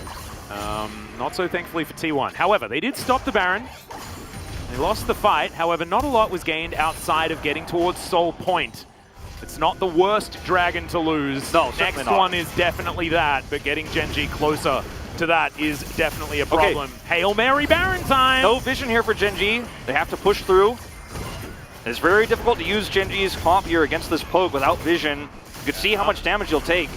Oh, it's a big teleport to come forward here as well, as Clid just says, I don't really mind about it being CC'd, but the Baron is turned away from Carrier, looking to try and get into position for this flank play. They have to hard engage Gen.G do, or they're going to lose this Baron. He's outside of vision right now. Rascal getting chunked just a little bit. Clid down to half as well, as the Baron down to 2,000 health. Cuz is going to get stunned. Clid gets into the pit. Can he steal it away? The answer is no. He's just dead as T1 stop their damage. They take themselves to the Baron. Rascal flashes away. Very low health. Buzzes BDD. Faker is exploded. Faker takes control. And Gen.G have to walk away from a lost fight. That's a massive pick on a BDD as well. He got greedy. He was trying to get some Scar of the Week value and maybe even a trading kill there, but it's not going to happen. And for the first time in these last 2 games for T1, their poke composition wins a team fight. It's all about vision control here. You can see the chip damage come through. Clid's at half health before he has to Ragnarok in, because if he doesn't, he cannot actually close the distance to the Baron to look for the 50-50. So he's, of course, immediately targeted down. Rascal's forced to flash over the wall. And look at where BDD goes. He actually does get slept before he hits the Scar of the Week, but Faker knew exactly where he was going. And the ultimate that comes back is not enough to kill him. You can see he can almost one-shot Faker at this stage in the game. But that was well played by T1. But this is the first of many victories T1 will need to take in order to take this game back. Now they need to wrestle back control of the vision on the map. Then you can look for potentially picks from Faker getting those trouble bubbles. This feels like this might be the turning point in this game, a potential comeback here in Game 3 that might lead to a comeback in this series. Well, there's already a 3,000 Baron power play, and the more turrets they take, we've already spoken about this. It's so important to open the map for this composition. And now is their opportunity to do so. It's sort of like a 1-2 punch out of T1 with the composition that they have. They benefit so much from making the map dark. Every time you're trying to walk down towards the middle of the map as Gen.G, if you're having to dodge Trouble Bubbles and Paddle Stars, or you're eating those on your way towards the next Mountain Drake, for example, you're just going to be fighting half a team fight. You're going to be at half health before the fight even starts. And you can see Kana is really pushing the envelope here on the side lane, have the Baron minions. This is exactly how T1 need to play this, 4-1 it, and control that vision. Look at, there's not a single ward in this jungle here on the top side of the map, because it's just simply impossible to get in there and clear that away right now, which means T1 can pick anybody who gets caught by Faker. And Faker's kind of hovering between both sides as he gets to sleep. He might get a kill. He pops that Banshee's Veil. Yeah, Banshee's Veil being down is important. This is a point in the game, actually, where Rascal is pretty happy to 1v1 against Kana. He's just so extraordinarily durable, especially now with Warmogs completed on top of his Thornmail. Just not a lot of damage a lethality champion can actually do, despite the fact that he does have the Grudge available as well. Gen.G, though, they are going to spot the fact that T1 decided to go bottom lane, and they're just going to cruise themselves up mid. See whether they can mitigate some of this pressure as Faker looks for the bubble under Ruler. Ruler just partially pushes away. How is he here? There's pings coming up. Like, you can't let him push that hard. You're not getting that much done here. Like, Kana is just winning the game by himself right now. Gen.G have to rotate so far back now. This is just dead. That's an inhibitor taken. Like, yeah, and guess what? He has teleport too, so you're going to lose the Drake as well. Oh Gen.G, no, you've this is got to on respond. Vision.